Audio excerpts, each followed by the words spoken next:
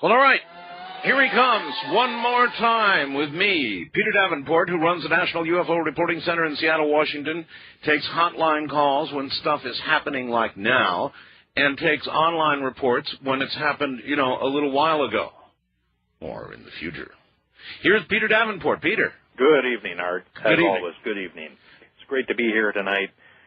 Before the program, I was sort of mentally scrolling through the many, many programs we've done together. I think we've done quite a number of really interesting programs. Been a few. We certainly have, and tonight's program, I think, will be no exception. We're running short of time, or we don't have a lot of time tonight. I don't want to keep those ghosts waiting at the bottom of the hour. So what I would like to do is give a short preface. We've got two guests who are standing by, I know, and I'm anxious to hear them tell in their own words what they saw over Clearfield, Utah. That's just south of Ogden, just north of Salt Lake City, and just east of the Great Salt Lake. This was Thursday night, last week, the 20th of April, year 2000. They saw something that is astonishing. And part of the reason I thought I would like to feature this case and sort of close out a long string on Coast to Coast with this one is because we have heard this type of story before. We have time tonight, of course, to do only one story, but we have heard this type of report recently on several occasions, and our guests tell it so well that I thought... two witnesses, Peter, are always good. Yes, they are. To the same event. These are good witnesses, and I will leave it to our audience to judge for themselves the merits, the qualifications of our two guests tonight. With that being said, let me just add that they saw not one object, they saw 5 clusters of objects, reportedly, streak over their heads, going almost from horizon to horizon in a matter of a few seconds. This, by any measure at all, is unusual. And they saw 5 of them in rapid sequence.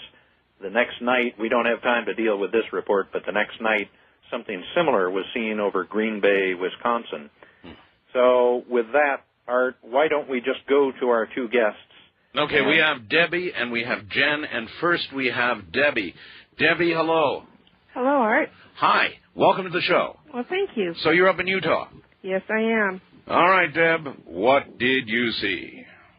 Well, I had been at my friend Jen's house watching a movie, and it was time to go home. And we walked out of her condo into the parking lot, and as soon as we stepped outside, we could see what we thought was a flock of geese flying overhead. Mm-hmm. And Jen pointed at him and said, "Oh, look, some geese."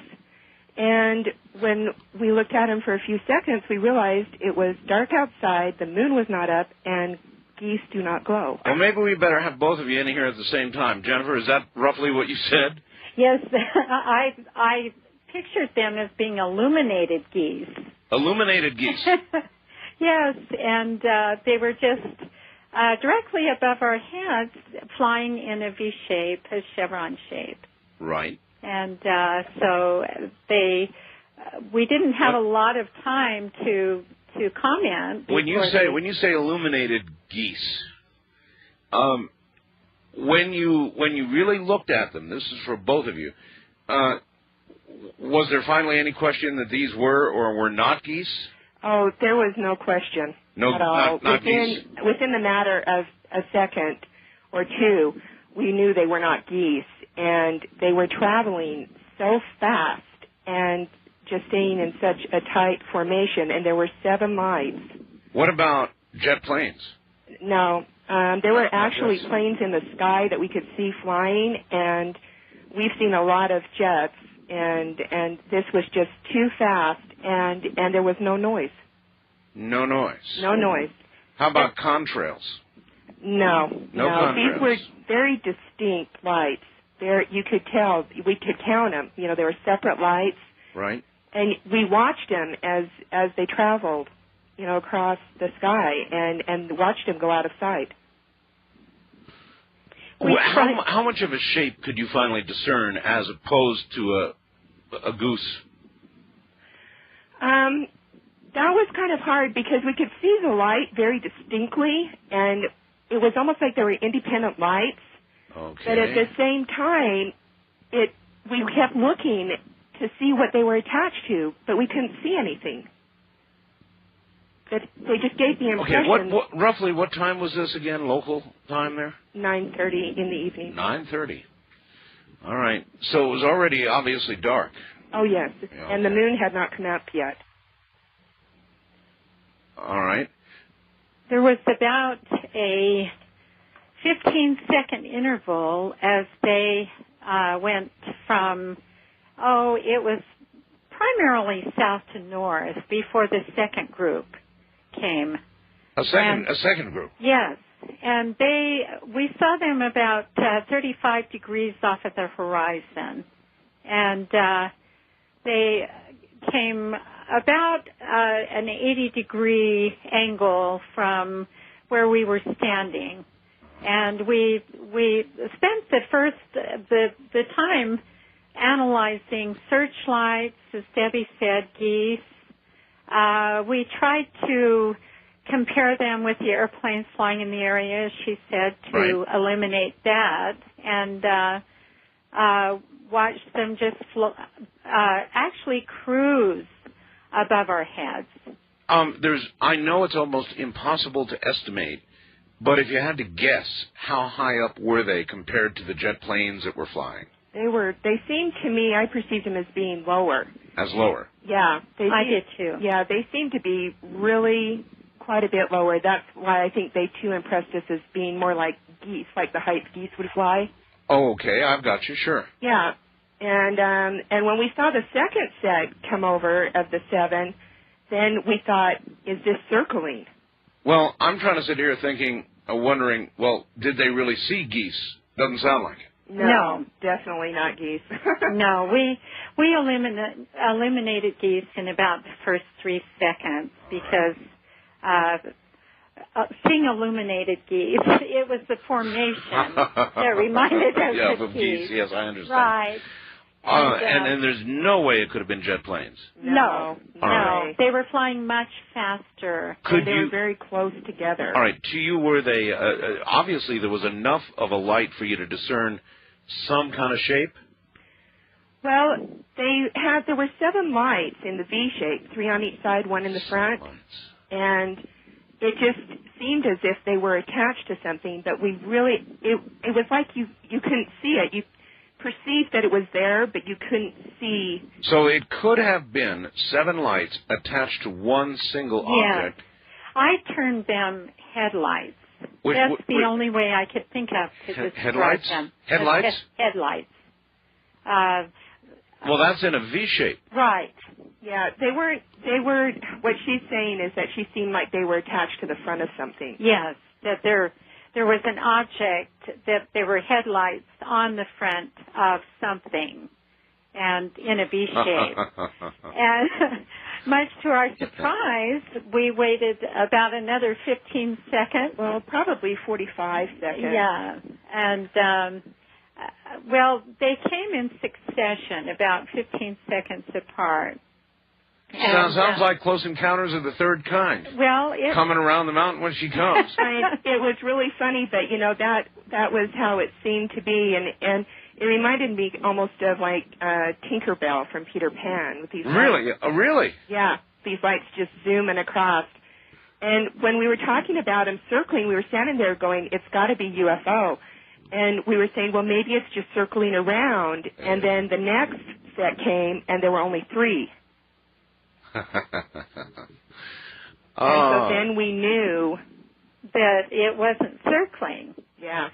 And they all traveled the next set. By then, we were just goosebumps from head to toe. Well, we began shaking about that point. It wasn't just goosebumps. That was goosebumps, you said, right? Goosebumps. Yeah. Yeah, good pun. Indeed. Well. And then the next set that came across was a set of 14 lights. 14 lights. And we both felt that these were maybe 2 ships together because of the way that they were shaped. It was more irregular than the others, but when we talked about it a couple of days later, we thought that possibly it was 2 sets of 7 one flying slightly above the other one. Well, then here's a critical question. Did you ever see any of the lights, particularly in the irregular one, change position relative to the other one? The set of 14 is a possibility, but to be really honest, with all the excitement of everything going on, hard to remember. It is just really hard to just give you a really definite answer. And of course, you girls had low-light video cameras all set. And oh, definitely. We wish. Yeah, by then we were just, our chins, our mouths were hanging open, and we could hardly even talk. I know the experience. And then what happened was we were anticipating it.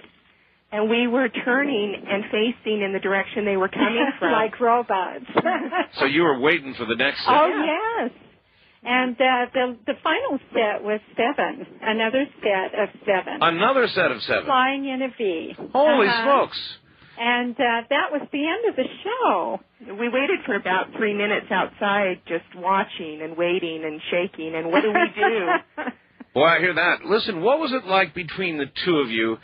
I really like to ask this because my wife and I went through it. And so what was it like between the two of you after all this happened? Obviously, at some point you went back inside and you sat down and talked about it. Well, first off, we were still standing outside, and we kept asking, what do we do? What are we going to do? And we kept saying over and over again, oh, my gosh, oh, my gosh.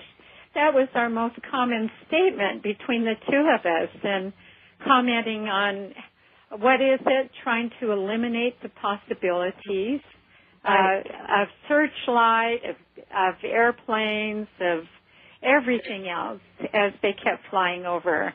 It's good that you sat there and went through that deductive reasoning. Yes, yes, we did.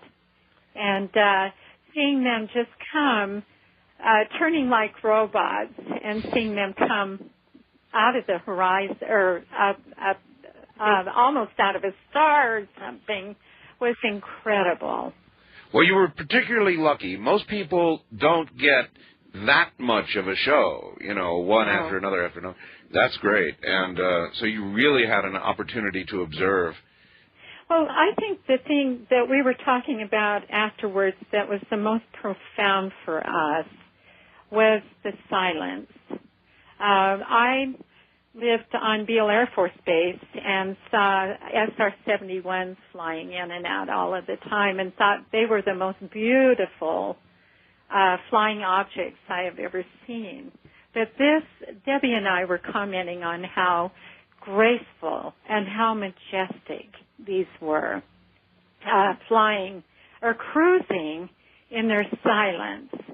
And that's what impressed me the most about it, was just seeing them cruise across the sky as these, just in this graceful mode, as though they had command of the universe.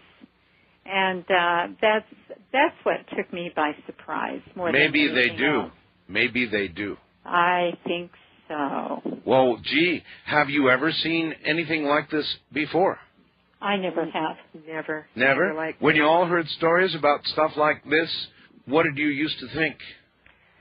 Well, my father was an aeronautical engineer in the space program, and I grew up with always a knowing of a possibility. This experience was so incredible. It's still, it's been 5 days, and I still have to keep reminding myself that it really happened.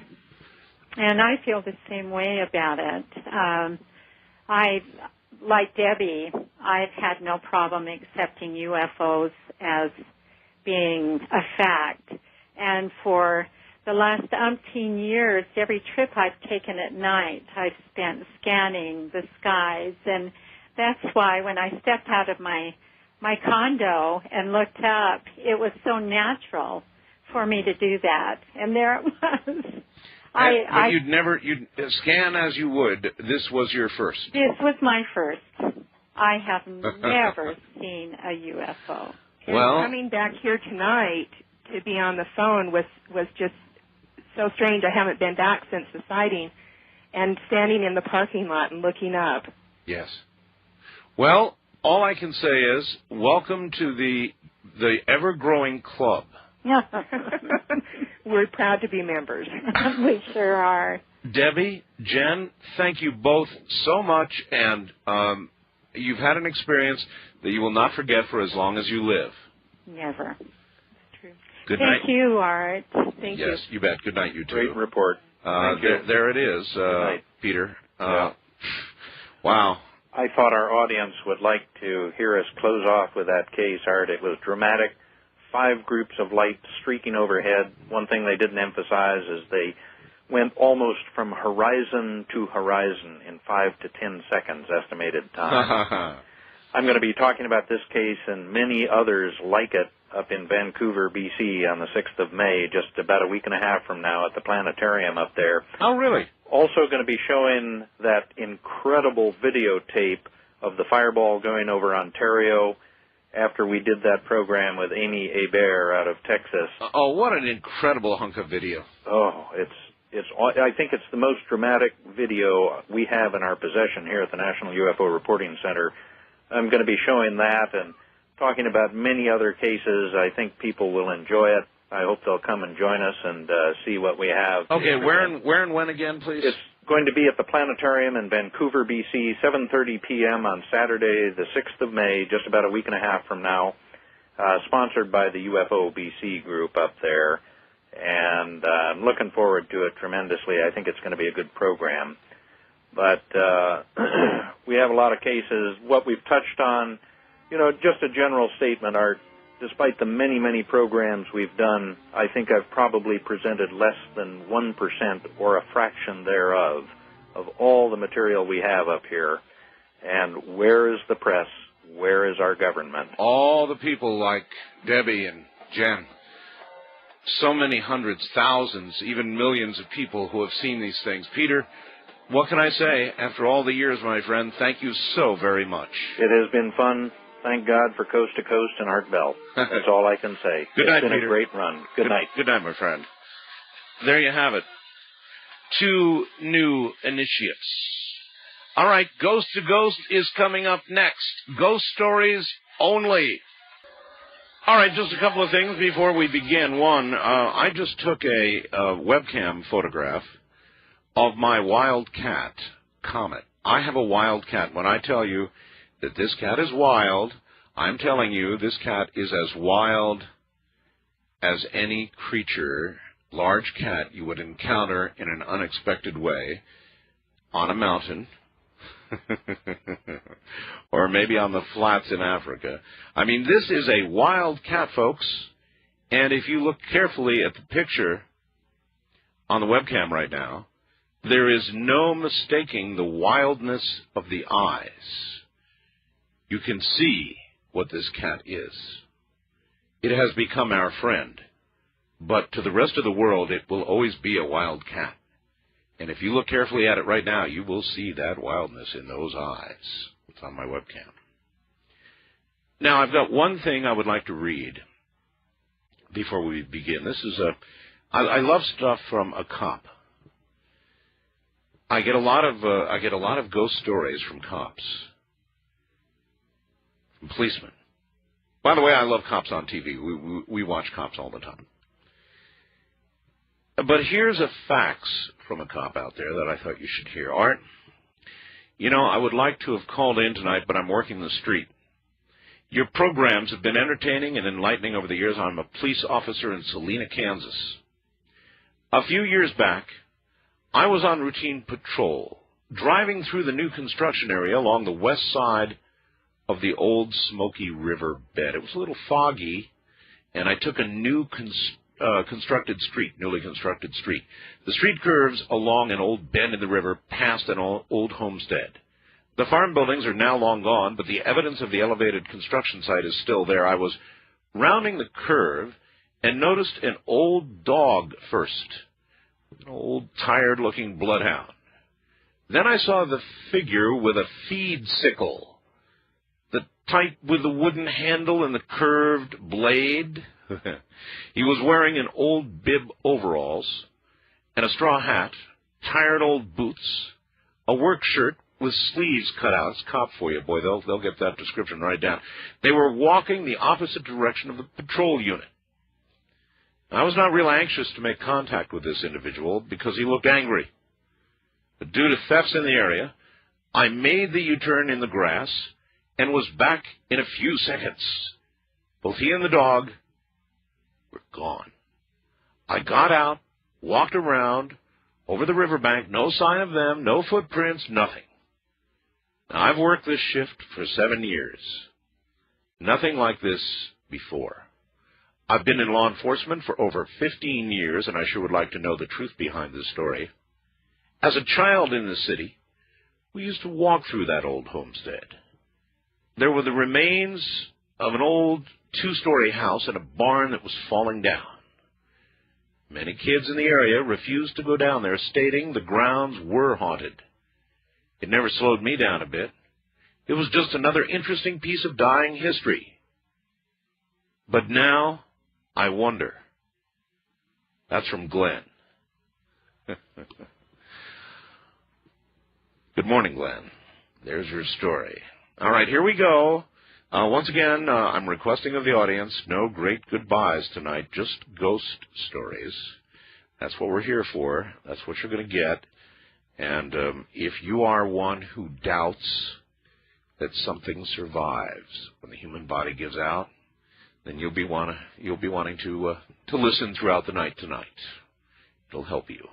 First time caller line, you're on Ghost to Ghost AM. Good morning. Hello, Art. Hi there. This is Marshall. I'm at Ground Zero, Bellevue, Nebraska. All right, Marshall, you are going, Bellevue, huh? You're going to have to, that's the one they destroyed, right? No, not yet. You're, in a movie, I meant. Listen, you're going to have to speak up good and loud for me. You're not too loud, Marshall. So, is this a little better? It's better, sir. Okay. This happened over a period of, I'd say, 15 years. About 22 years ago, me and my wife got married, and we bought this place for my dad. It had 4 rental properties on it, okay? All right. Okay, then we had our first... You mean four individual houses or something? No, 2 houses.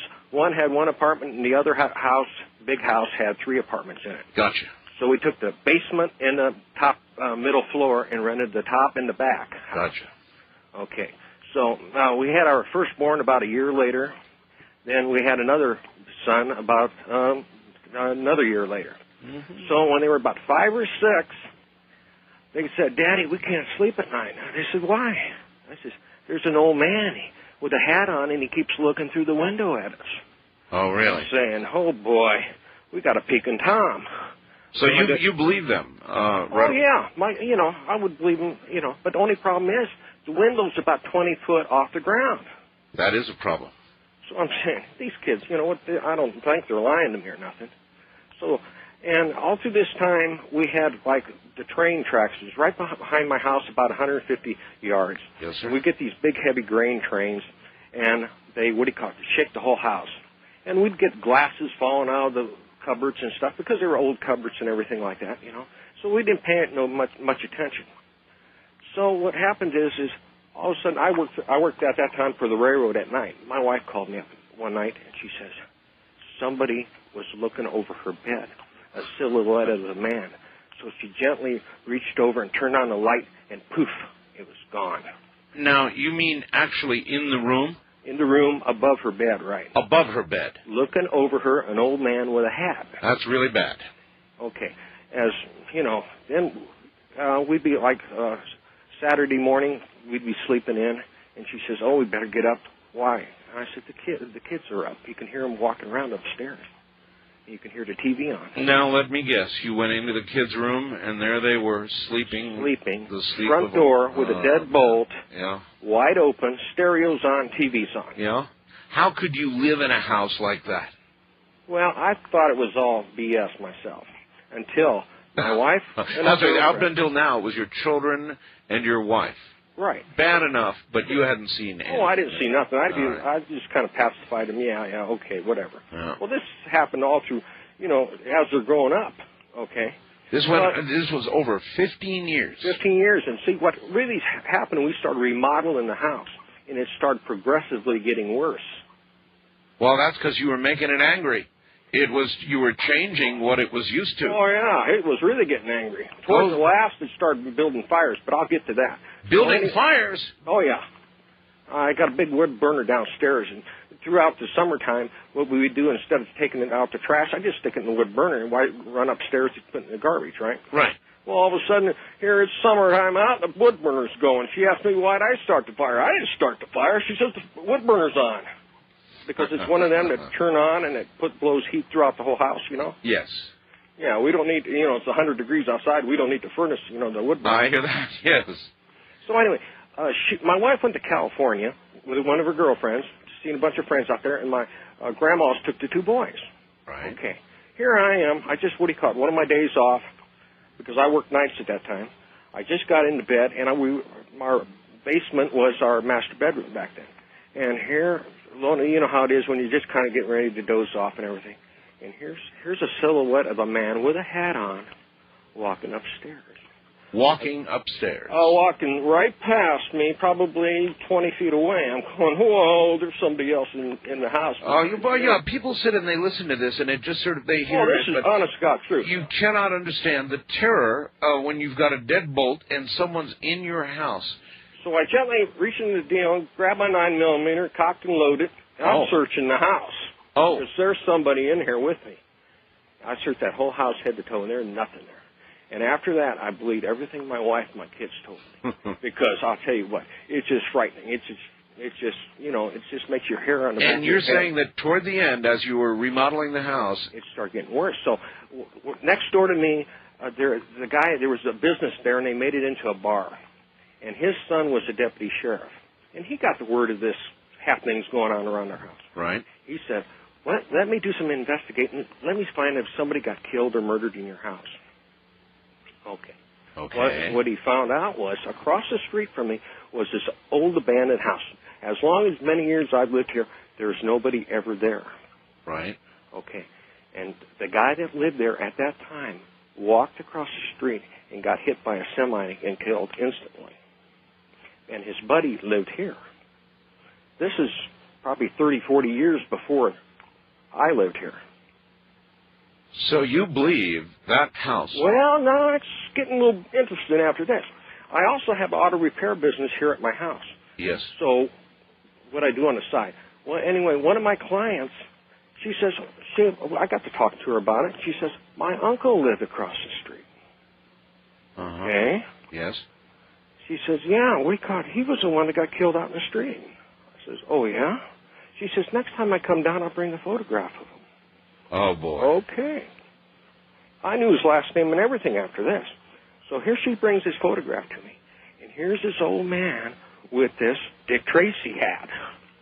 Just exactly what we've been seeing. So what I ended up doing is I just held the picture to my wife. You know this guy? And she freaked out. She said, that's the guy. And the children? Oh, they didn't really say too much about they seen the photograph, but the hat, it was like a Dick Tracy hat. That's what they recognized, the hat part. Well, what I ended up doing is I just held the picture to my wife. You know this guy? And she freaked out. She said, that's the guy. And the children? Oh, they didn't really say too much about they seen the photograph, but the hat, it was like a Dick Tracy hat. That's what they recognized, the hat part.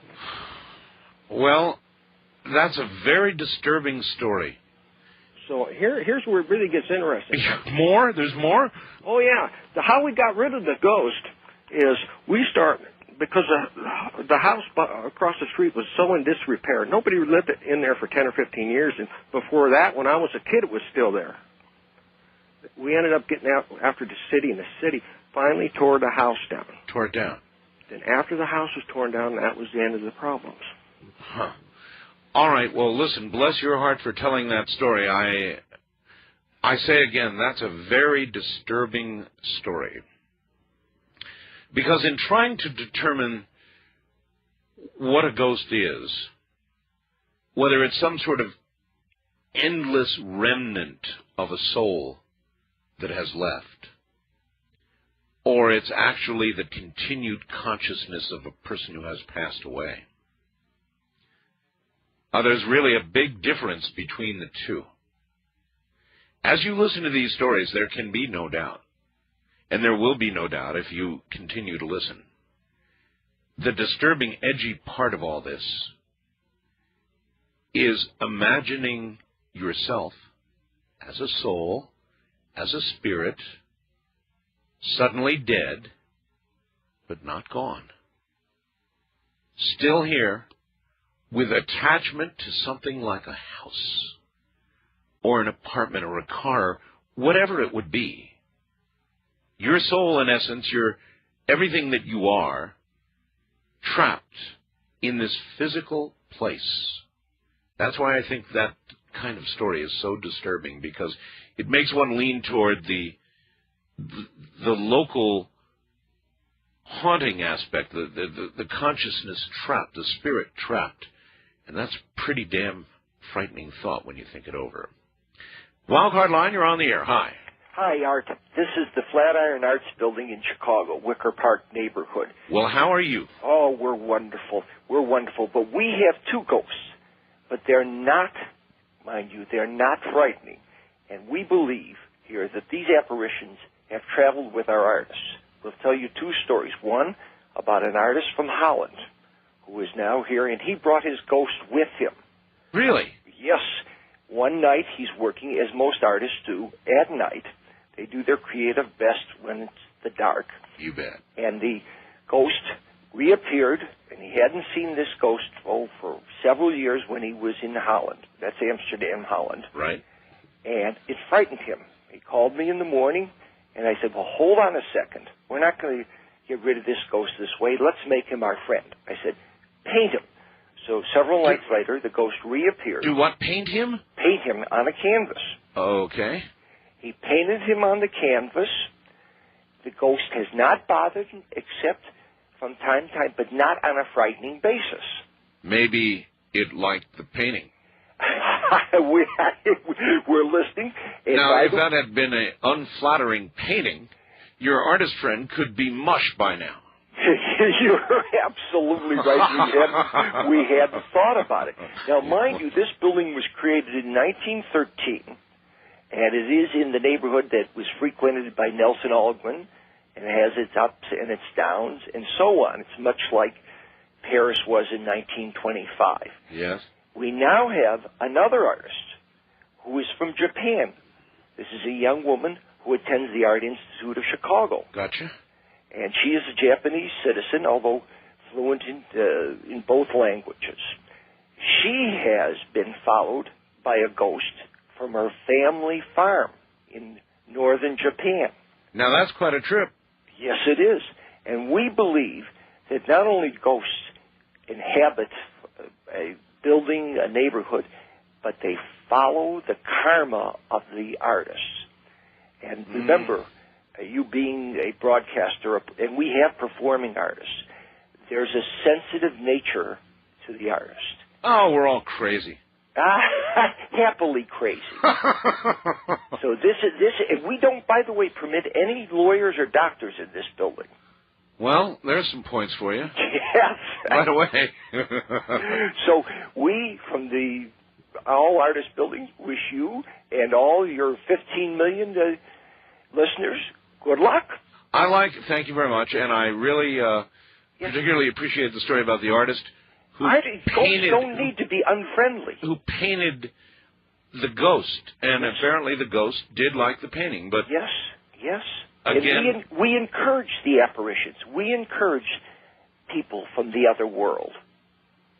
I wonder if that's a good thing. Haven't you ever wondered whether in doing so you're trapping whoever it is? No, we hadn't. The earthly plane? We thought that we would give these wandering spirits a home and make them our friends. Well, good luck to you, but listen, you be careful. We shall. All right. Thank you so much. That's the first one I've heard of an artist painting a ghost. I mean, you have to be real careful. With every brush you take, you'd have to be very careful, wouldn't you? We'll be right back. There's only one thing we're doing tonight, ghost stories all night long.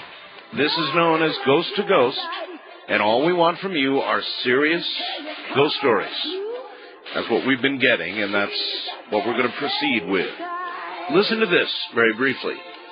The city of Achan, and I'm sure I'm mispronouncing that, that's A-C-H-A-N, formerly one of Germany's perimeter cities, was reduced to a pile of rubble by Allied forces during World War II.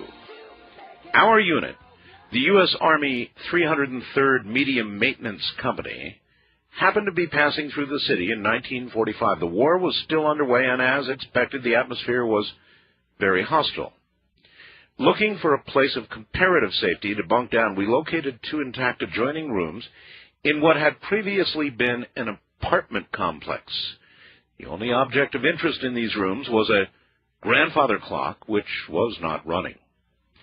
Unable to resist a challenge of this type, we managed to make the clock operative. As the rooms were small, we decided that 6 GIs sleep in each room. Sleep we did until the clock struck 2 a.m. Now, I don't know what woke me, perhaps that clock. Within seconds, the wailing began, the most unearthly sound that I've ever heard. The wailing continued for approximately 8 to 10 minutes and then abruptly stopped. Silence prevailed, except the ticking of the clock. I positioned my rifle barrel in the direction of the door and held that position, anticipating the arrival of the sergeant of the guard. He was scheduled to wake up the relief guard at 4 a.m.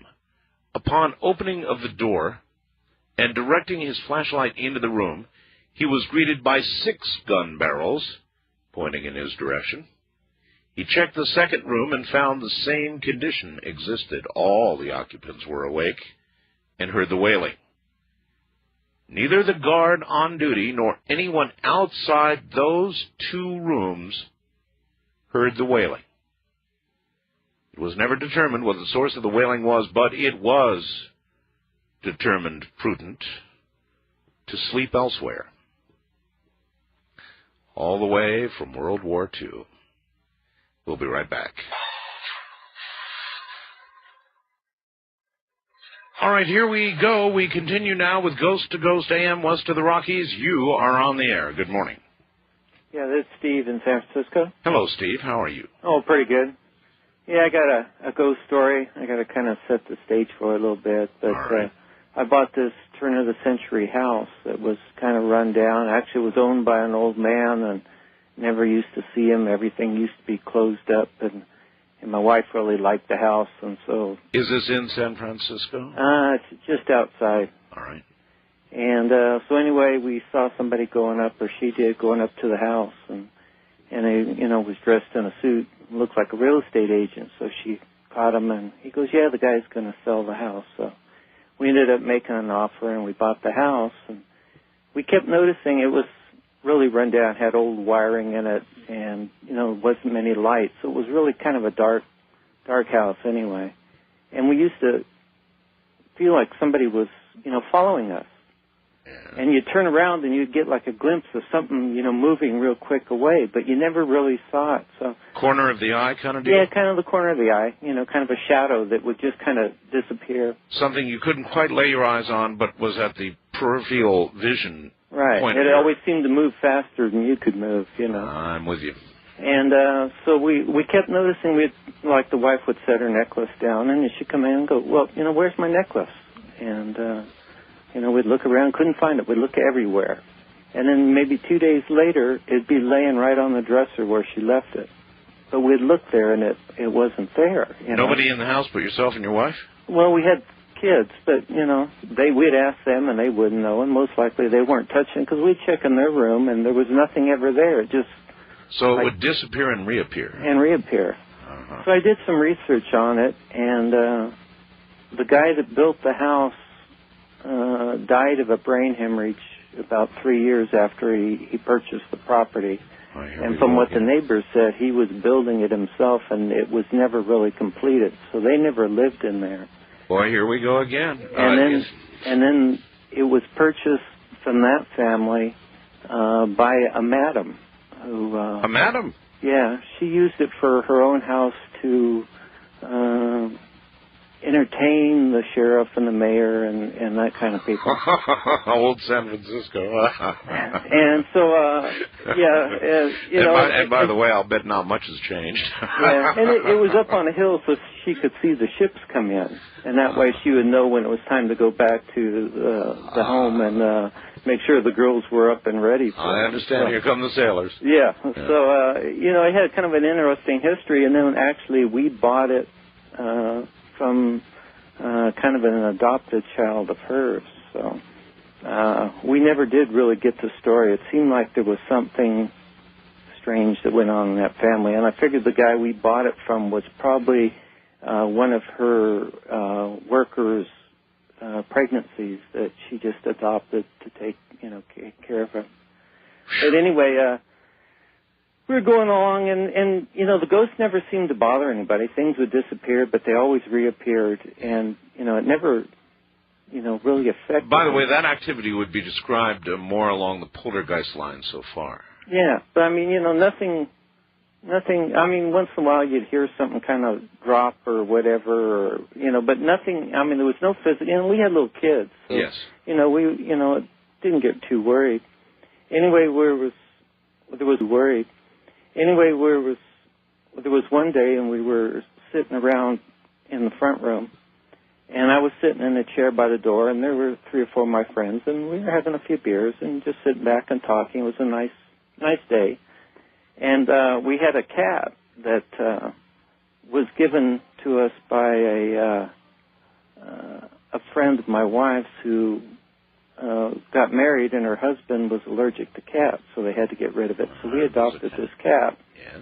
And it was a very unusual cat, kind of quiet, not wild like yours, but it was an interesting cat, had a personality, And so anyway, we were sitting there, and this cat come running up close to where I was sitting and sat down and looked up over my right shoulder, like it was looking at something there. It wasn't looking at me. Anyway, the front door opened.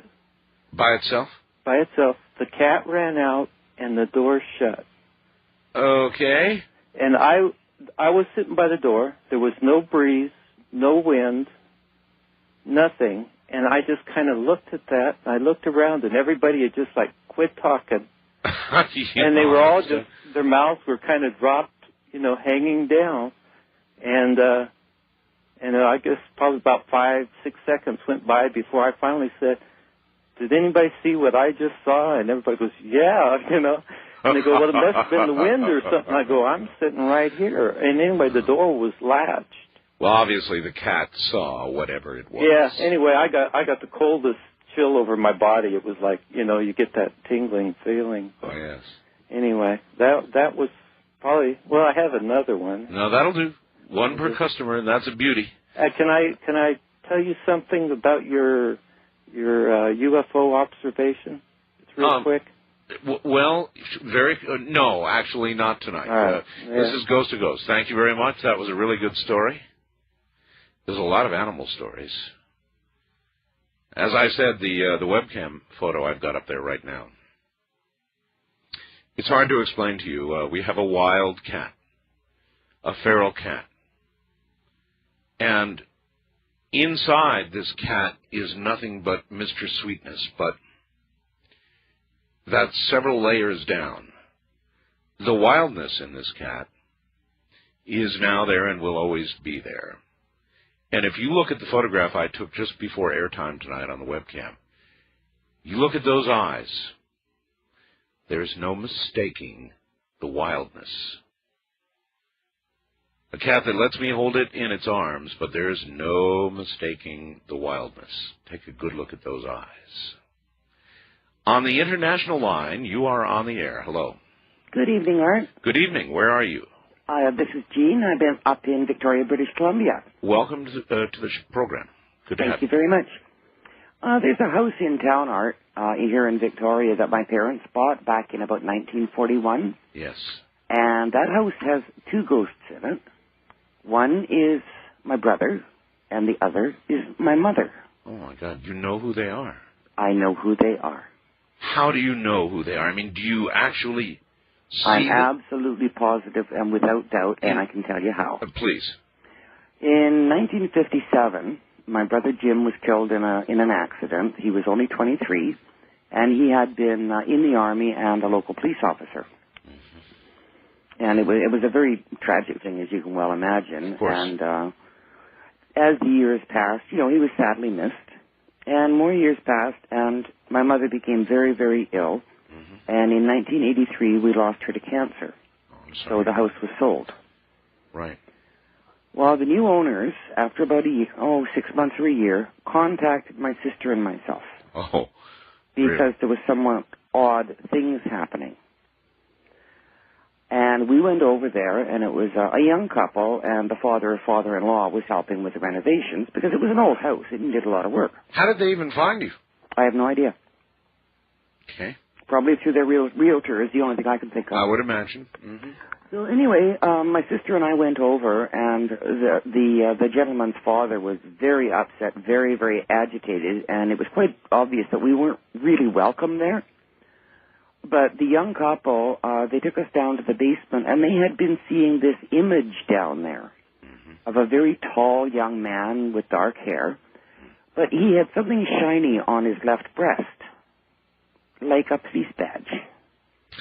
Oh, my. So, within the year, they sold the house. They got the hell out of there. They were very, very uncomfortable. So about 2 years passed. The next new owners of the house track us down. Really? Yep. And this was a very young, very pleasant brother and sister. Okay. Now, these two were ready with the teapot and the cookies. They were very, very interested in the history of the house. And, had there been problems while we lived there? Well, no, we hadn't.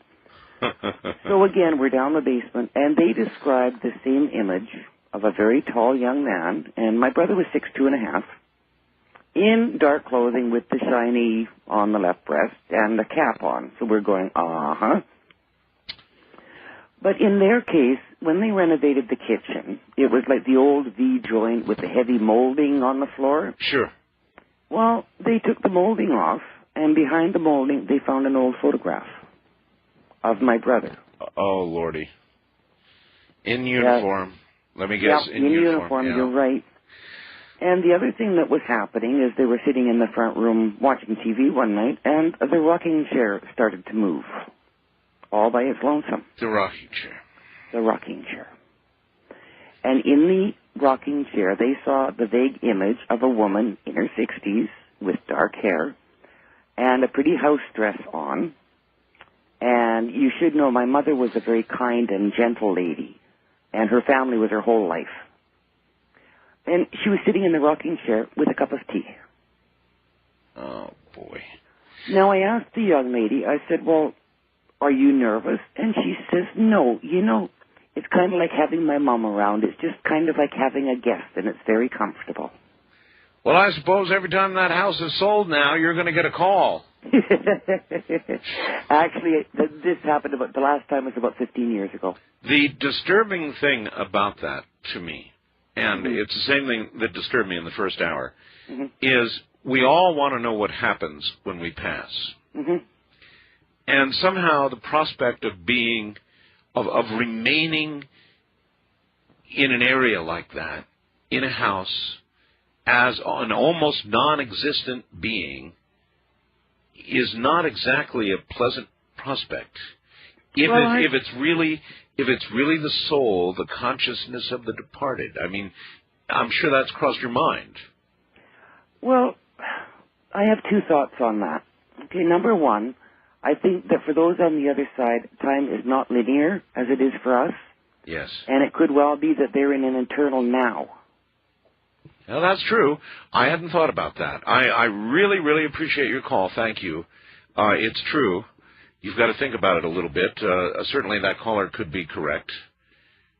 And it could be that something of the person's soul is left here on Earth, and something has moved on. That's a bit more of a comforting feeling when you think about it. First-time caller line, you're on the air. Hi. Yeah, this is Bill in Cincinnati. Hi, Bill. I live in what is, I guess you would call, a haunted house. You do? Now? Yes, I've lived here. I live here by myself. I don't have any problems with the ghost that's here, but it was related to me by the previous owner's son that he had an encounter continuously with this spirit of young boy. He claims that he slept in the attic there. They had fixed it up as a room for him. And he would go to bed of a night. He had a little dog that slept at the foot of the bed. And he said this ghost of this young boy had the habit of climbing in bed with him. And I asked him, I said, didn't it scare you? He said, no, it didn't bother me. He said it felt cold, but he said the dog would leave the bed. Well, the dog was smarter than he was. Yes. You know, if something cold crawled in my bed, I'd be out of there. I'd be out of there in 2 seconds. The dog's smarter than he is. Yeah, he said as the years went by, it was as if this ghost matured with him and grew up, you know, from a young boy to a teenager as he did. Oh, brother. Yeah. Somehow you don't think of spirits as aging. Yeah. In other words, they're usually fixed at some point, but maybe they do. I mean, what do we really know about the other side? Yes. I had one little experience myself, since it's such a short one. This is one of them apparitions, you know, have the red eyes. He didn't have red eyes, but I don't like red eyes. It was cold February morning. It was 3 a.m. in the morning. It had just fresh fallen snow, no leaves on the tree. It was cold. Yes. And I just happened to look up. I was behind my mother's house, and I had some cats that I had to feed in a chicken house. Yes. And it was an old farm road that went back to the back of the farm. And I just happened to look up, and I saw this apparition flying through the air above the trees. It looked like a figure of a human being, but it was dark. It was intent. Its face intent on going the way, you know, it was flying, and had these gigantic bat wings. I didn't say holler anything at it, and it didn't look down at me, and I let it go on over. Good for you. Let it go on its way. The friendly skies or whatever. Yeah. All right. Thanks for the call. Yeah, and you have a good day. You take care. I've got a little story about a little boy here, too, that I want you to hear in a minute. This is Ghost to Ghost. Nothing but ghost stories all night long. I'm Art Bell. Stay right where you are. Good morning and welcome to Ghost AM. Nothing but ghost stories all night long. In a long series, many, many years now of doing these programs, I can tell you this. If you will listen through the night, by the time the night is over, you will have no doubt that the soul, the spirit, the consciousness survives death. The question, I think, is in what manner.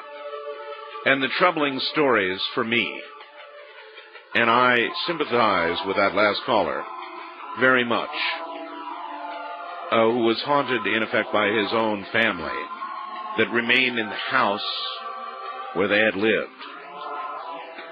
And I understand that the caller, in his mind, was able to rationalize that there may be not time on the other side as there is here, and therefore they may be in two places at one time. But I think the worrisome thing that we have to acknowledge is the possibility that we should take the reports at face value. And so certainly the possibility that these entities are in fact all that is of these people left, the soul, the consciousness, is in fact here on earth, is in fact trapped in a physical place, and a rather small one at that. You have to imagine that as one of the strong possibilities. Listen to this. Rather small one at that. You have to imagine that as one of the strong possibilities. Listen to this. My best friend was around 12 years old, growing up in Denver, and had a fight with his parents. He stormed off to his room screaming, "I hate you!" and slammed the door. His mom didn't appreciate it and wanted him to apologize, but he said it again and again with his mom locked out of the room again and again, "I hate you, I hate you." She kept trying to talk to him, but he kept screaming, "I hate you," until he began to get hoarse. At some point, some entity began to appear in his room near him.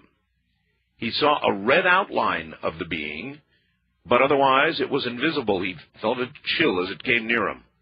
Sat down, making an impression on the bed, an actual physical impression. At that point, he freaked out, screamed, "Jesus," and started apologizing profusely to his mother. Began screaming, "I'm sorry," hoarsely. The thing shot up straight through the ceiling. It's not that he thought that his mom sent the thing to curse him back, but he definitely realized the chanting of "I hate you" invited whatever it was in.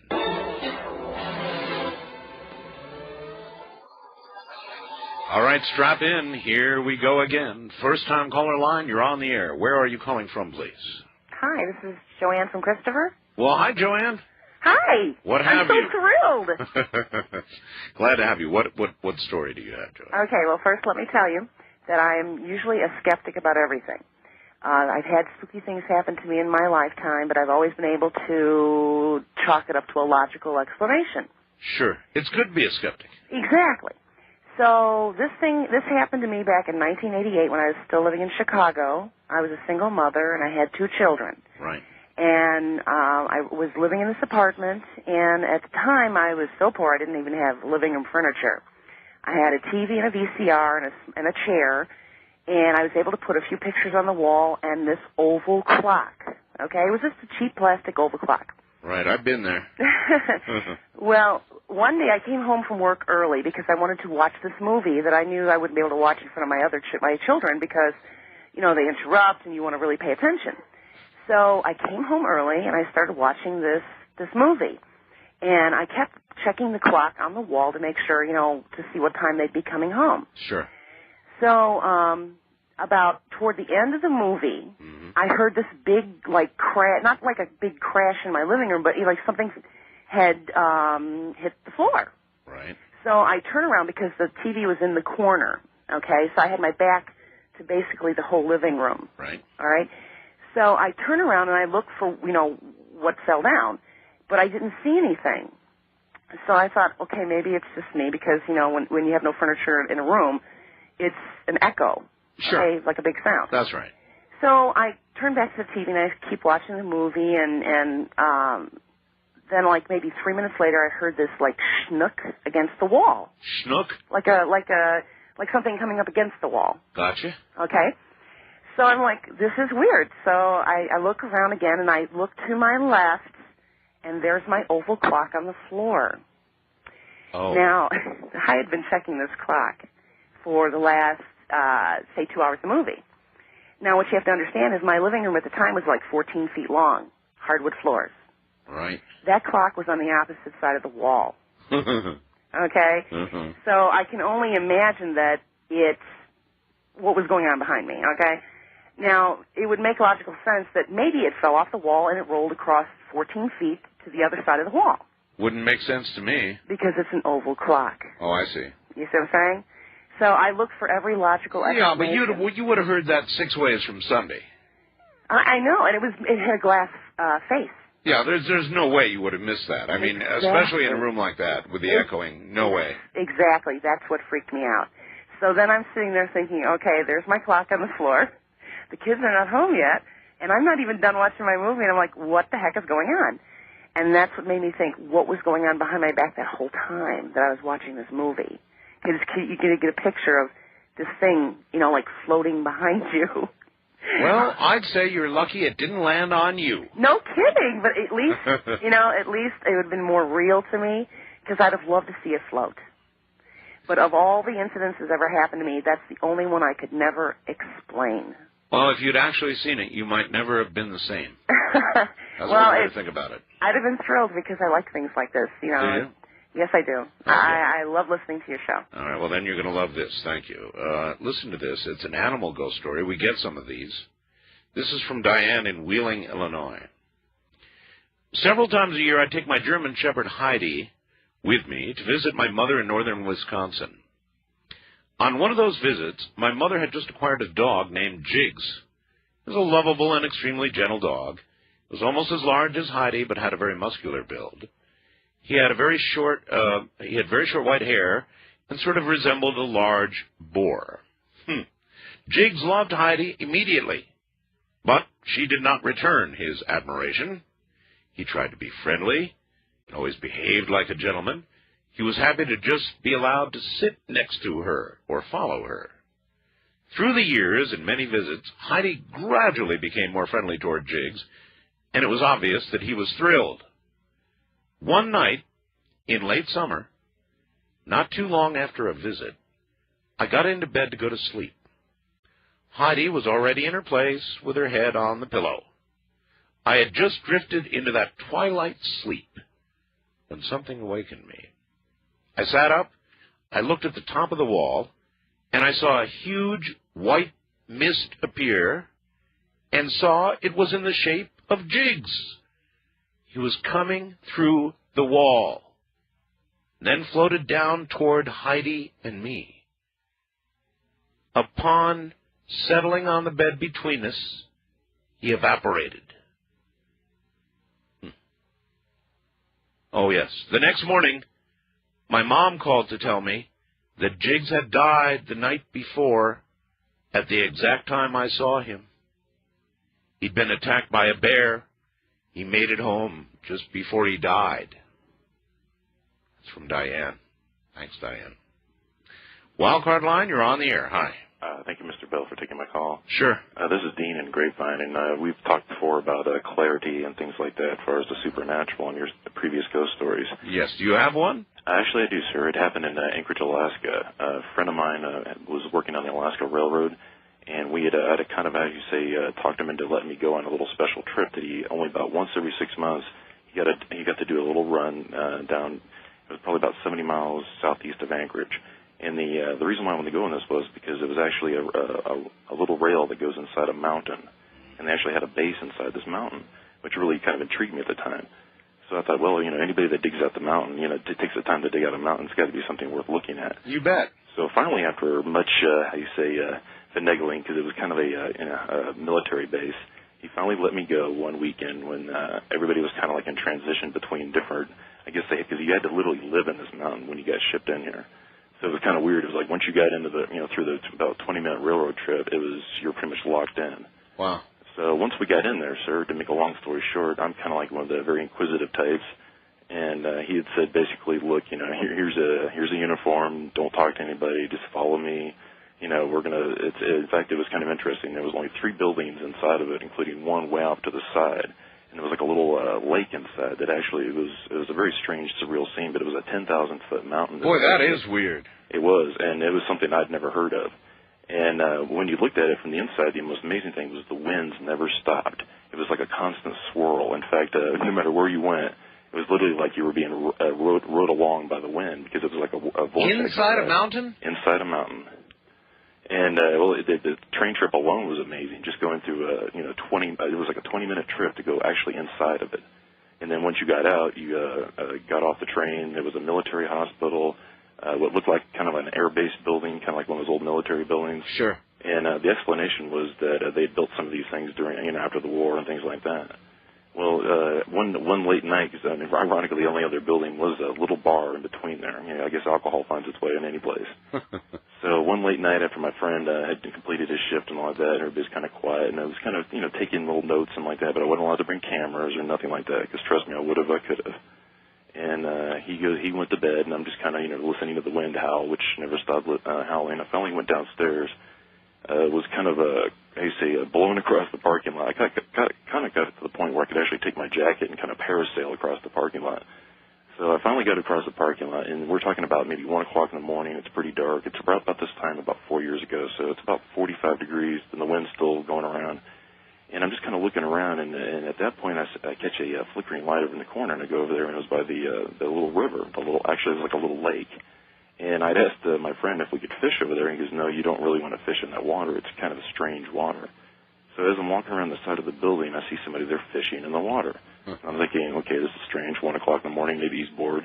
I would be too if I was trapped inside a mountain. So I went over there, and it was like a guy in a train outfit, but it was more of a worker outfit, and it was a gentleman of Eskimo persuasion, and he was just fishing very quietly. He had a little lantern, the whole shot, and he seemed to be like humming or chanting or something like that, but it was very low key.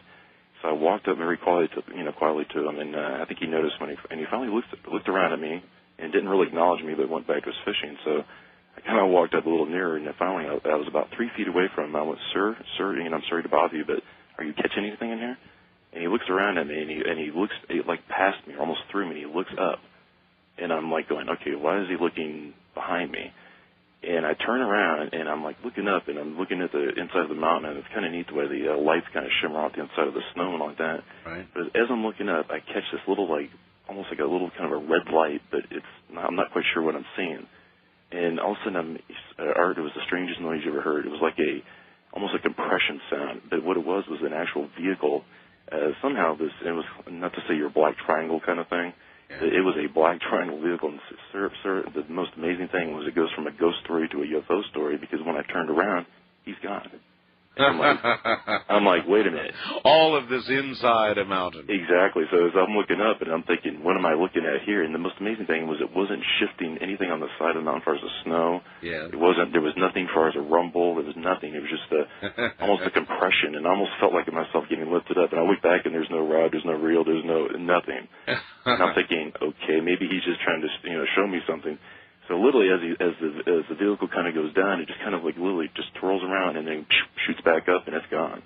And I'm thinking, I wish it had landed, but seriously, I'm thinking to myself, I must thank this gentleman for shedding a little clarity in my life. Oh, that's really weird. Thank you very much. That's one weird one. Inside of a mountain where the winds always howl.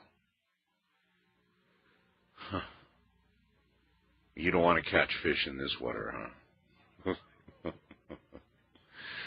You see the kinds of things that have happened to people? Beyond reason strange. East of the Rockies, you're on the air. Hello. How you doing today? I'm okay, sir. Okay. About 1989. Where are you, by the way? Oh, I'm in Wabash, Indiana, listening to you on WLS out of Chicago. All right, the big one. Okay. About 1989, my then wife and I received a phone call saying that they had found her grandmother dead in her garage, and this was in East Tennessee. We lived in Middle Tennessee at the time. Right. And so we drove up there to attend her funeral. Now, her grandmother and her grandfather had divorced about 3 weeks before this, and these people were in their upper 70s and had been married for, goodness, over 50 years. And it was strange to us that they got a divorce. And when we got up there, we found out that they had found her in the garage, that she had turned her car on, and she had killed herself by the fumes. Right. And, that's strange anyway. But what had happened was the doors were locked. The garage door was locked, and the door that led into the house was also locked. And this woman had a little over $75,000 in a savings. And my ex-wife, the only child that they had was my ex-wife's father. And he had been in and out of trouble with the law, and he never did get a job. He lived with them up into his 40s.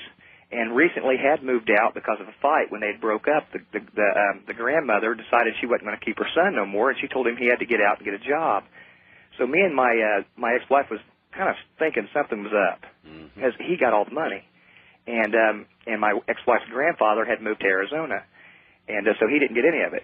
And all of a sudden, this guy's spending all this money. He's going out and buying these crazy things, and this is within just a few days of the funeral. And he also had her body burnt, which she wanted to be buried in Michigan, where she was born. And we were all upset over this, and we tried to stop it, but we couldn't because he had all the rights to do this. And I'll tell you what happened. We stayed for 2 weeks up there, and when we come back home, back to Middle Tennessee, all kinds of strange, weird things started happening in the home we were living in at the time. First, his grandfather had moved to Arizona, and so he didn't get any of it. And all of a sudden, this guy's spending all this money. He's going out and buying these crazy things, and this is within just a few days of the funeral. And he also had her body burnt, which she wanted to be buried in Michigan, where she was born. And we were all upset over this, and we tried to stop it, but we couldn't because he had all the rights to do this. And I'll tell you what happened. We stayed for 2 weeks up there, and when we come back home, back to Middle Tennessee, all kinds of strange, weird things started happening in the home we were living in at the time. First, our children were telling us that something was coming in and out of our bedroom, and they were small, and we didn't think anything of it. And then my wife told me that I worked the third, and she told me that all through the night she'd be sitting on the couch and she'd see these little shadows out of the corner of her eye. Oh, yes. And, I've done that 1,000 times, and I always just pass that off as just a glance of something and you're not sure what it was, and, you jump to conclusions on it. So I never listened to her. Yes. And but it got more and more and more and more. And finally, one day, I'm laying in bed. This is in the daytime. I worked third shift, so I had my windows all aluminum foiled, so it was good and dark in there. And I had a fan going so I wouldn't hear the outside noise. Yep. I've been in bed probably about, I guess, maybe 10 minutes. And I wasn't asleep yet. And my bed started trembling, like what it would tremble as if a large truck had drove by. Yes. I sat up in my bed. I'm thinking, this is weird. And it keeps on trembling. So I get up out of my bed. I go to the door. As soon as I open the door and light comes in the room, the bed stops. I'm thinking, okay, something caused it. It's nothing. It's not a big deal. Mm-hmm. So I go back to bed, turn the light out. I'm laying there 15, maybe 16 minutes, just about getting to the point of being tired. It's pitch dark in here. All of a sudden, I get really cold, and I feel somebody, literally, and this is, literally feel somebody move the hair away from my ear. Oh, man. And I'm being honest, and set on the bed. Yes. When somebody sits on the bed, you can feel it. Oh, yes. And they whisper, John. And I'm like, I said, Angie, and that was my wife's name. And she didn't say nothing. I raised up fast, and I was freaking out. And it was so cold in there, and I could hear scattering noises, like if somebody was running about in my room. Yes. I screamed, and it wasn't like a girl scream. I yelled, Angie! And I guess a minute or two after I had yelled that 2 or 3 times, she come rushing in and opened the door, and she's like, what's the matter with you? And I said, somebody just whispered John in my ear, and that was her dad's name. Okay.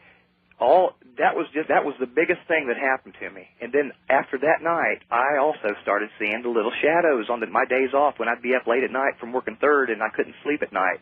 I'd constantly see them. Weird things were happening. The microwave oven in the kitchen would come on and start running for no reason. And my father would say, "Oh well, it's just microwave. Who knows? Electrical problems could cause that or whatever." Nobody wanted to listen to us. And it would get cold, and I started seeing the shadows. The kids kept complaining of it. Angie had said that the bed would tremble on her. I felt it several times.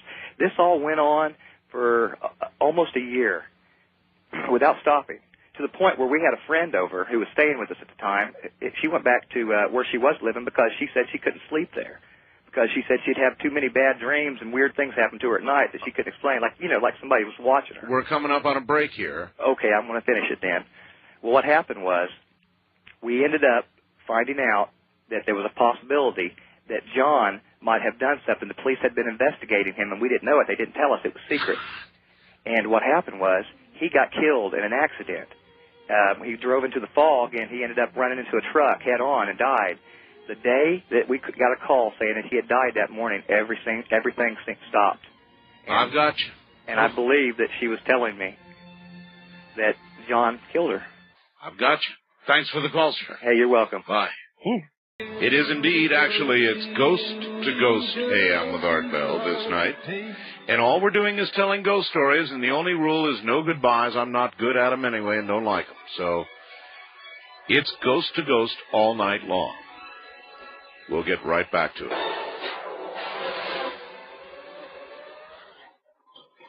The following comes from Keith in California.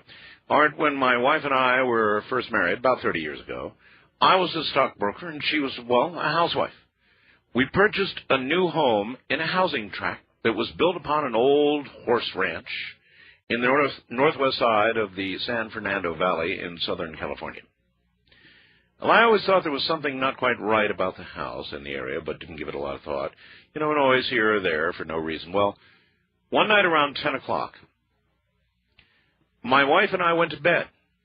She was wearing a purple flannel outfit, nothing unusual. Just another night in the valley. We'd been there for about 20 minutes. I'd not yet quite fallen asleep, just, sort of in and out of the twilight zone, thinking about that day's events. I looked over at the bathroom, 10 feet away. The door was open, and the nightlight was on. There, at the bathroom door, my wife was standing. I was a bit surprised and asked her, "What are you doing up?" She said, "Huh?" And it was evident by her response that she was in the bed next to me. As soon as she said, huh, the image standing at the door vanished. Thanks, Keith. West of the Rockies, you're on the air. Hello, Art. Hello. This is Everett from Oregon. Listen to you on 1190 KX. Ah, yes, the powerhouse in Portland. Yeah. I got to set the story up. I'm a little nervous. It's the first time I ever talked to anybody on the radio. All right, well, just take a good deep breath and tell us like it is. Okay. Or was. Okay, me and my sisters and my parents all lived in this house in Milwaukee, Oregon. And my oldest sister, Karen, she slept up in the attic. And she kept on hearing, like, at nighttime she'd hear scratching and, like, growling noises. Growling? Growling noises. Scratching, maybe mice, maybe rats. Growling, not good. Yeah, so she kept on complaining about it to my parents, so they moved her downstairs with us. And then one night, I woke up and I was scared to go to the bathroom by myself because I was only like 5 or 6 years old. And so I woke up my middle sister. She's like, in age group, middle, okay. And asked her if she'd help me go to the bathroom, walk me to the bathroom. So we walked down the hall. And you had to get your sister was how old? She was, I don't even know. I was 5 or 6, so she must have been, 8 or 9. And you had to get your sister to help you to the bathroom? Well, yeah, because I was scared. I was always scared of the dark when I was younger. All right. Okay, so we're walking down the hall to the bathroom, and we look out into the living room because there's a doorway. And the couch goes sliding across the living room. What? The couch goes sliding across the living room. While you're watching it? Yes, and this huge hand, looks like King Kong's hand, comes out from behind it. Oh, man. And it starts, moving towards us. So we run back to the room, And I jump in my bed, and I throw the covers over my head, and I sit there for, I don't know even how long. And Are you sure now that this was not your bladder preparing to explode? It's possible. I don't know. I mean, my sister saw it too, so I don't know. Doesn't sound like it. All right, so you ran back to the bedroom. Yeah. That's what I would have done, yes. And I pull up, after I don't even know how long, I pull the covers up, and I see this thing, and there's no way, with the size that it was, it could have passed through the doorway, but it was hovering over us, And then it just seemed to go away, and I must have waited for 2 or 3 hours. And then I was like, I have got to go to the bathroom, And so I got my sister to help me go back, to walk me again. And we got to the bathroom this time. Yes. And I don't mean to laugh. I'm sorry. That's okay. I know. But okay. So then when we were walking back, the door handle to going up to the attic was rattling. And the door was. God. There's a whole bunch of stuff with this house, but that was the big one. Oh, that's a big one, all right. So it was basically, it was a hand after you. Yeah, it was gigantic. It looked like King Kong's hand. It filled up the whole living room. And the next morning, the couch was moved out a little bit, but it wasn't thrown across the living room like it was. So. Oh, sir, I'm laughing because that one scares me. I'm serious. That's what I saw. I was only 5 or 6, so I don't know, but 5 or 6 is old enough never to forget that. Yeah, I always remember that. All right, thanks. All right, thank you. Take care. Oh, I don't know if I like that one at all. A giant hand moving this couch, sliding it fast across the floor, and then chasing you into the bedroom. And your already swollen bladder, you fling yourself into bed as you know you would, right? I would. And there's the hand above the bed. International line, you're on the air. Hello. Hi, Art. It's Elizabeth in Oshawa. Oshawa? Yes, Ontario. Ontario. Just east of Toronto. Very welcome. Listen, that computer of yours, when it went belly up, it actually hissed. I could hear it. Well, you know what? Actually, I tell you, my computer has screwed up before, and half the time it's been cockpit error. It's been me. This time, no way. In the mode that it was in, it could have only done one thing. I had one command into it, and that was to do a stinger, that revolting little sound that we're forced to play. Yeah. And it could not have done what it did, but it did it. These kinds of things happen during these shows, and I'm getting used to it. Anyway. That's what makes it fun. Anyway, you go right ahead. Well, and listen, just quickly, while you were telling that dog story, yes, as the ghost was disappearing, dissipating, yes, I have a dingo, and he came in from the other room, smiled up at me, put his tongue on the phone, right on the mouthpiece. Put his tongue on the mouthpiece of the phone? Yeah, while you were talking about that dog, and he was smiling, he has a smile, and then he just settled right down, and he's sleeping. So and a dingo, that's from Australia, isn't it? Yeah, he's a cattle dog. He's partly German Shepherd, and he's just gorgeous. His radar ears. Well, maybe he just appreciated that story. Well, I don't know. He's kind of psychic. He comes when I think about him. So he gave us a little tongue, that's all. Yeah, he was just kissing the phone. I hear you. Well, listen, I got a funny story for you.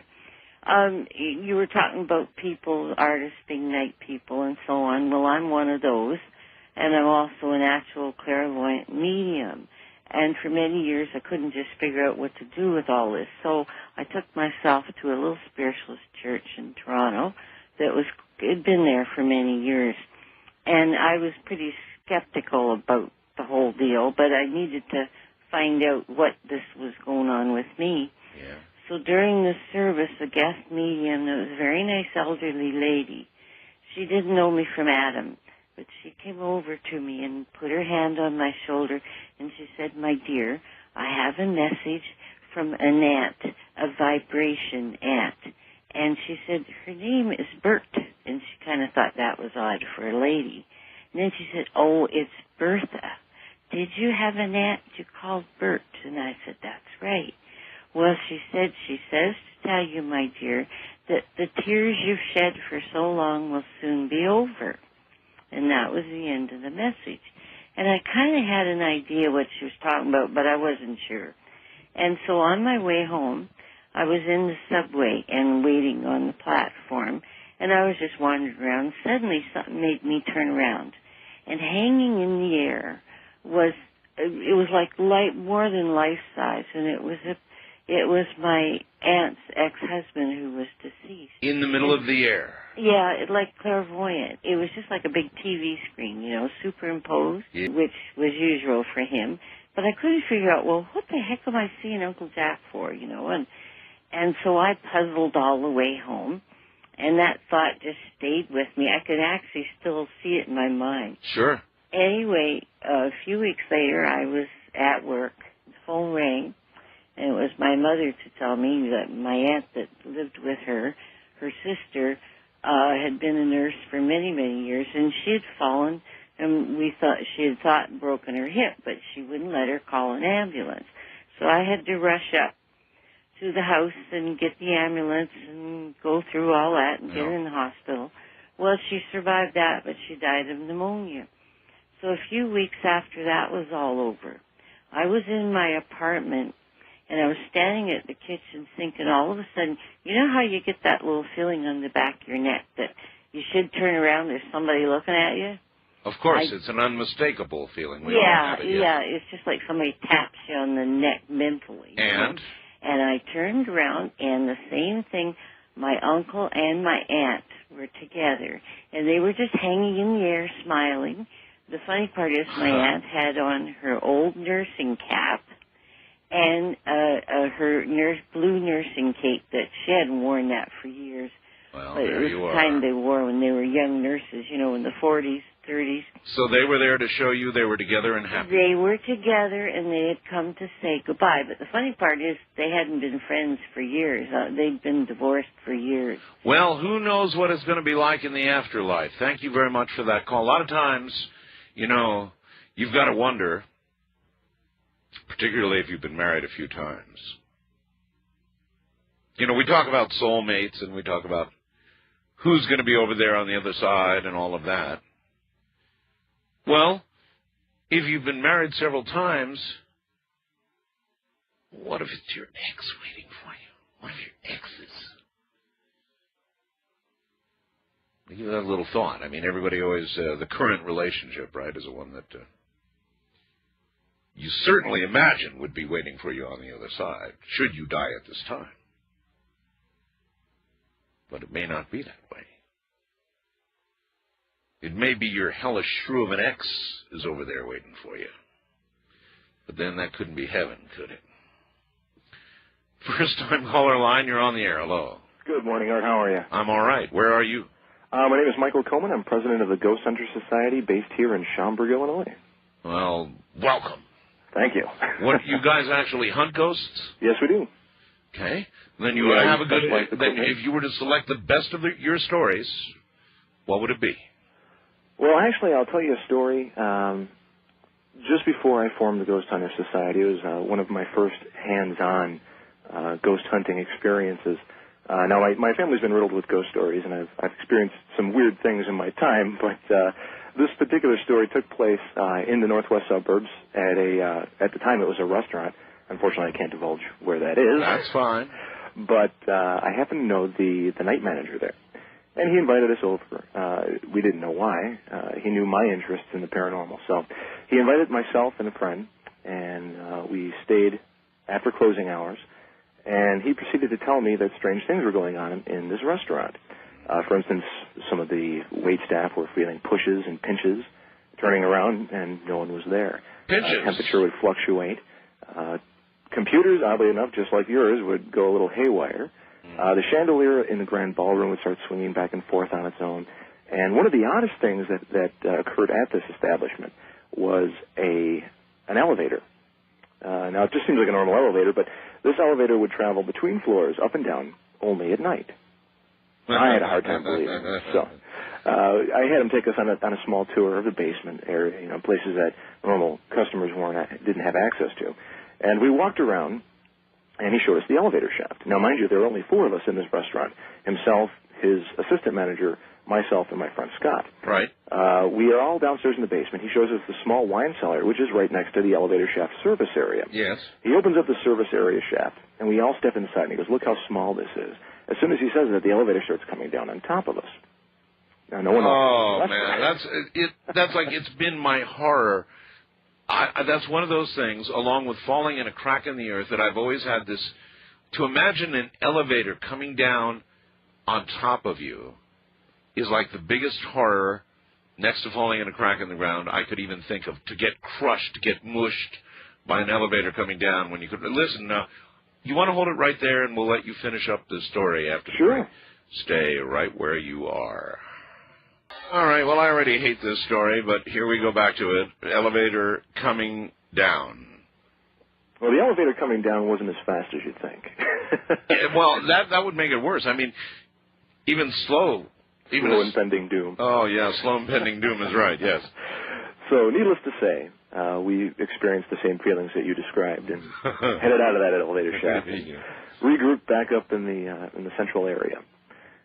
Where he proceeded to tell us, the night manager proceeded to tell us that more experiences had occurred up in the upstairs level from the waitstaff of the pinching and the pushing.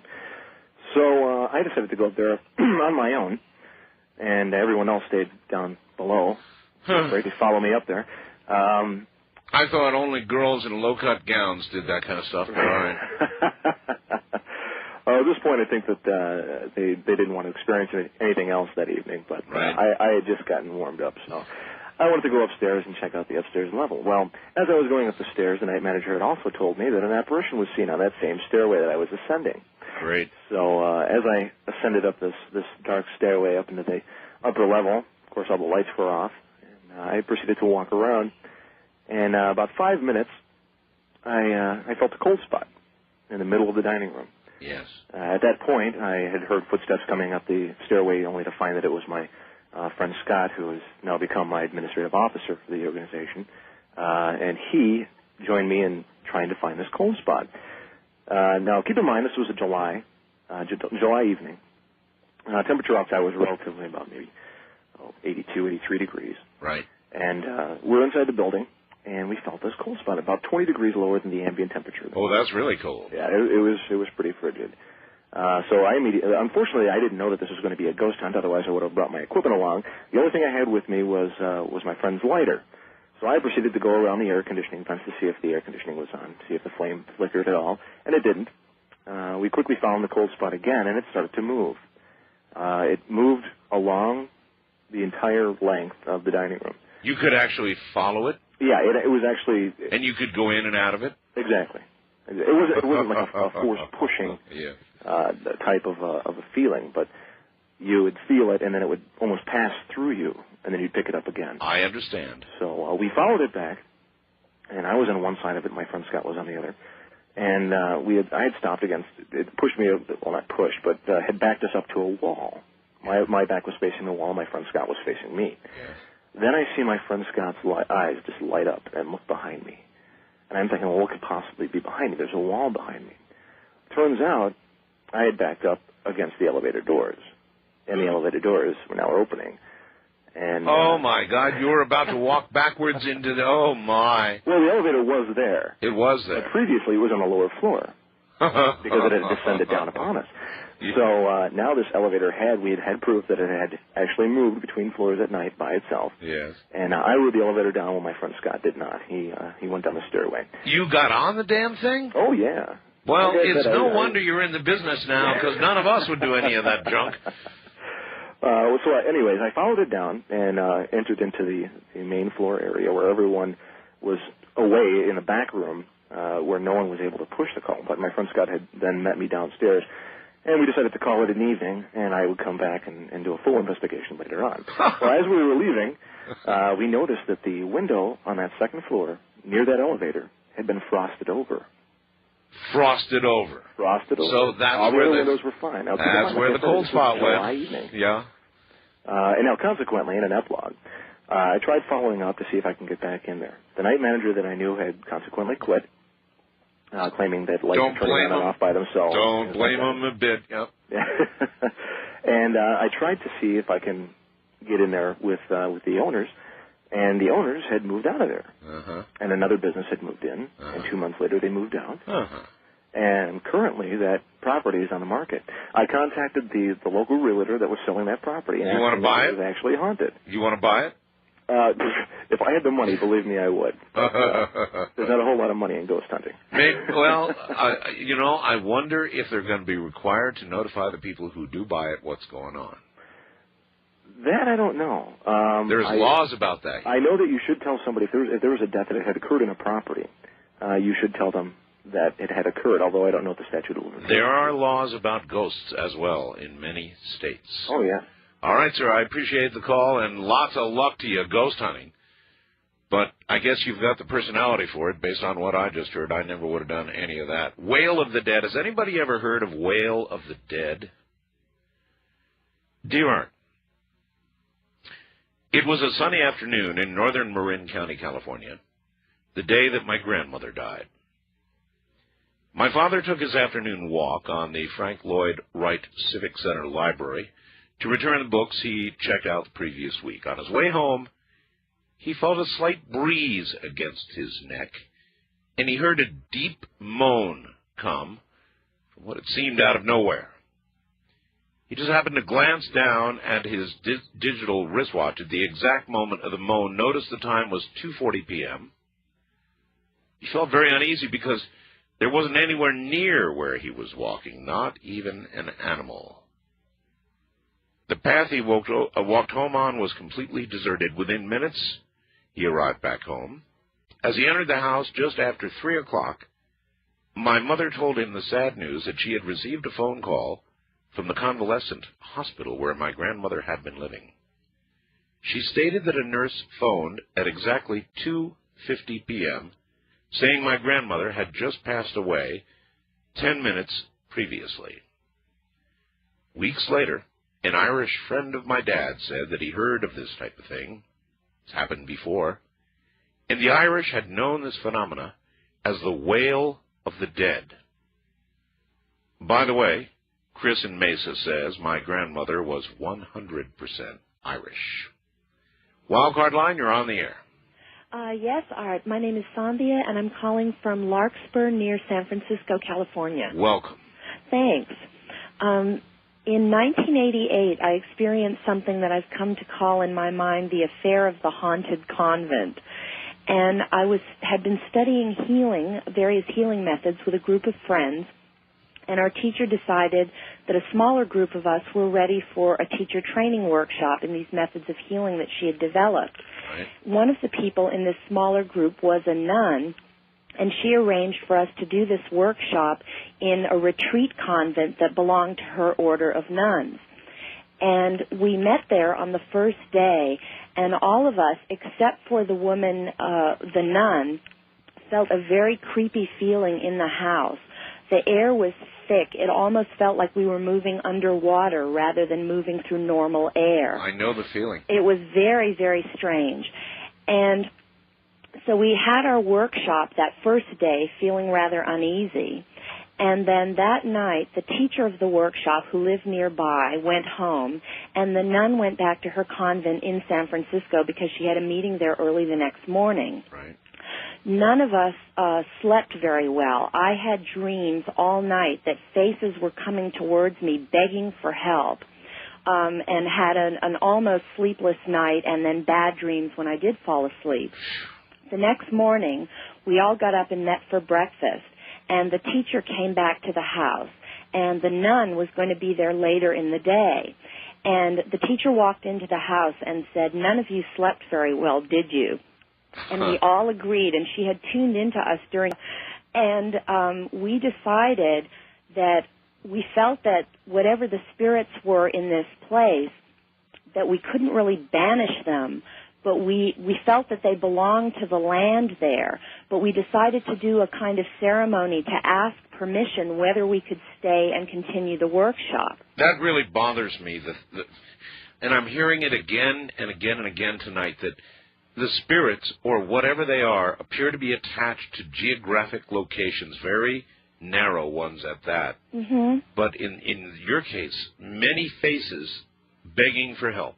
Well, what I saw, it was faces of all the nuns who had stayed on that property over the years. Well, you wouldn't think nuns would be trapped.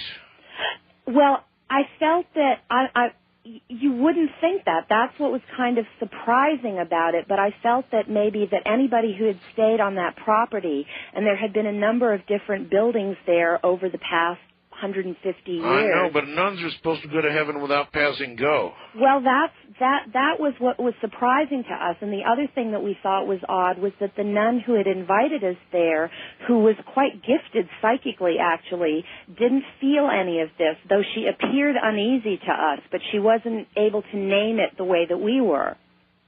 So we did this ceremony, and immediately to us the atmosphere appeared to change. It was kind of like on hold, like we had permission to stay there.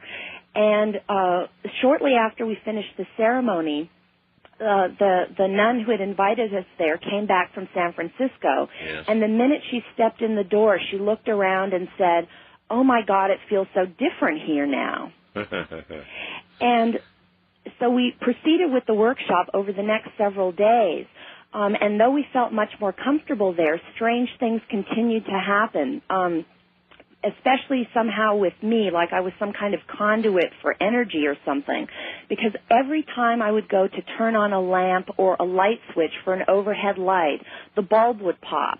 The glass wouldn't break, but the filament would pop, and the bulb would be useless. Yep. And eventually I went through every single extra light bulb in the house, almost 50 light bulbs, and finally we decided that I was no longer allowed to operate any of the light switches, and other people had to do it for me.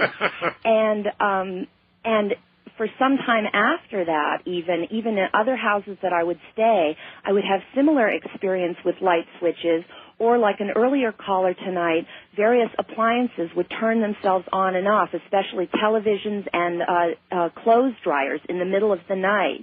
And then after a few weeks, it sort of dissipated. Boy, I've got a lot of electronics around here. I wouldn't let you anywhere near my house. Well, I haven't really had experiences since then, and I didn't feel any disturbing feeling with those continued experiences. I know anybody who can kill 50 light bulbs. Well, it was very odd, but the rest of the workshop proceeded very well. And then later, I asked independently two different psychics, and a rather gifted medium that I know. And they all got similar impressions, almost kind of stereotypical that you might hear. They all felt that that retreat center had been built on either an Indian burial or ceremonial ground. And I later did some research and found that in that particular part of San Francisco Bay, because this house was right on part of the bay, yes, that in that area there were indeed a number of different ceremonial and burial grounds, though I couldn't find information about that particular piece of land. Still, anything that would keep nuns' spirits locked in a physical location, that's something to think about. Well, it felt like very, very powerful energy to all of us. I'm with you. Yeah. All right, thank you very, very much. Thank you. And take care. That's not good. I mean, nuns, as I said, they're supposed to proceed without passing go. And if they don't, then, you know, what's in store for us, right? Who have lived the lesser life.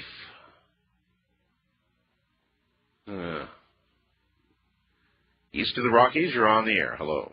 Hi. Hi. Hey, Art. I want to say I love the show. Thank you. I can barely hear you. How's it? A little better. Okay. Where are you? I'm in Pearl, Mississippi. My name's Stephen. Okay, Stephen. Well, about the end of last summer, some friends of mine and I were spending the night at our church. I guess being in the Bible Belt, you know, church is an essential part of our social life, you know. Sure. And it was about the middle of the night, and the youngest of us, who was probably about 10 at the time, decided he wanted to get a Coke. And all the lights in the church, except for the classroom that we were in, were turned off.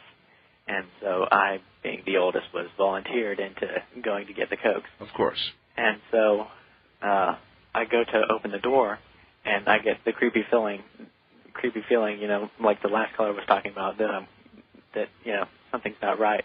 And so I grab the nearest thing that I can find, and it's a wooden cross, and I walk to another classroom to get the Coke. And I stopped dead in my tracks because I hit a cold spot, and I've been having experiences like this since I was about 9 years old. So I cold spot in a church. Pardon? In a church. In a church. Okay. Of all places. And so I called two of the others to come, you know, check this out, see if they felt what I felt, and they felt it. And so I grabbed a golf club because one of my friends had brought his golf clubs. I haven't the slightest idea why, but I grabbed one of those. Not that I could do anything with it if a ghost came at me, you know. Has it later occurred to you that a golf club versus a spirit? My point exactly. I have the slightest idea why I did it. It's like bringing a knife to a gunfight, but really? All right, go ahead. And so we proceeded to go down the hallway, and the youngest one, he stopped, and then the next one stopped, and I looked at them, and I couldn't figure out what it was, and they had just turned pale as sheets, and I turned to see what they were looking at, and there was a woman in the hallway, and there were a half dozen of us, and we were all, you know. Was she fully manifested, in other words, fully in the physical, or no? She was definitely there. We could see her. We couldn't see through her, and she was, you know, shining. Shining. And yes, and so we had, you know. You didn't yell for and take a swing, did you? No, okay. I don't think so. No, we all turned heel and ran for our freaking lives, you know. That's more like it. one of the only smart callers here, I guess. Well, you know, I understand the guy was in the business. He would go investigate, obviously. He That's was very true. Very curious. But for everybody else, I'd turn tail, right. I'm with you, and I'd run, and that's what you did. Right, and so I get back into the classroom, and we're trying to tell the other guys, and they're all skeptical about it. And they're like, yeah, right. And my younger brother, who happens to be asleep across the room from me right now, I'm trying to keep quiet, he looks out the door and just points, his eyes wide as saucers, and we all look, and there's a huge, I mean, unhumanly huge arm. Arm? An arm. Oh, God, this is like the hand. Like, it's not floating in midair, but like reaching around the door. Oh. So we all back up against the opposite wall. At least. And I turn away, and there's a window, and you can't really see through it because it's not flat glass. You know, it's kind of it's a weird kind of glass that you can't see through. Right. And there was a pattern of lights moving around on it, and at this point we were all completely freaked out, and so we ran for the nearest way to get out of the building, which was a clear door, and we saw a face with the dreaded glowing eyes. Oh, the glowing eyes. I'm sure that, yeah, and at that point I realized they might not be able to kill you physically, but they sure as anything give you a heart attack, because I just about dropped dead. Oh, I do understand. I think that it's entirely possible to scare a human being to death. Oh, yeah. I mean, without question, to stop somebody's heart, and that situation sounds like a heart stopper to me. Right. And so how'd you get out of there? Well, we all got in, we all not sat down, but huddled together in one of the classrooms, and some of us started praying, some of us started just, doing whatever we could to get our minds off of it, and nothing else happened that night, but it's been a recurrent thing ever since.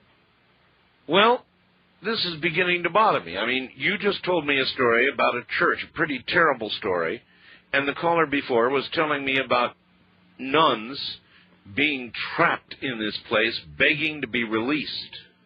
What do these things tell us about the afterlife? Maybe nothing we want to hear. That's very true. Oh, brother. I don't think that these were dead people, though. I think it was, angelic and demonic beings, whether going against each other or, the angelic beings trying to protect us. I haven't the foggiest idea. Maybe some kind of war going on in there. Very possibly. That's the prevailing theory among the few of us. I'm the only person who's even ever actually told anybody about it. I presume it is something that you will never forget for the rest of your life. I don't think so. I don't either. And by the way, your portable phone's battery is about to give out. It is. It's a good thing you got your whole story in. All right, my friend. Thank you very much for the call. You too. You take care. That was a little much. A giant arm following you about, glowing eyes, a face, and all of that in a church. And that followed the story about the nuns, spirits, trapped, all of them. I'm Art Bell, and this is Coast to Coast AM, or more likely, Ghost to Ghost AM. Ghost stories all night long, that's what we're doing. So if you have a really good one up in the class you've been hearing tonight, we're all ears. By the way, on Friday, this coming Friday, this By Then Radio Ghost is going to be out haunting the Circuit Court for Davidson County in Nashville, Tennessee, beginning about 9 o'clock in the morning, looking for justice. And the haunting will continue until we get it. Just a thought. Here's something from Alaska. It was the middle of the winter, 1971 in Alaska, Palmer, Alaska.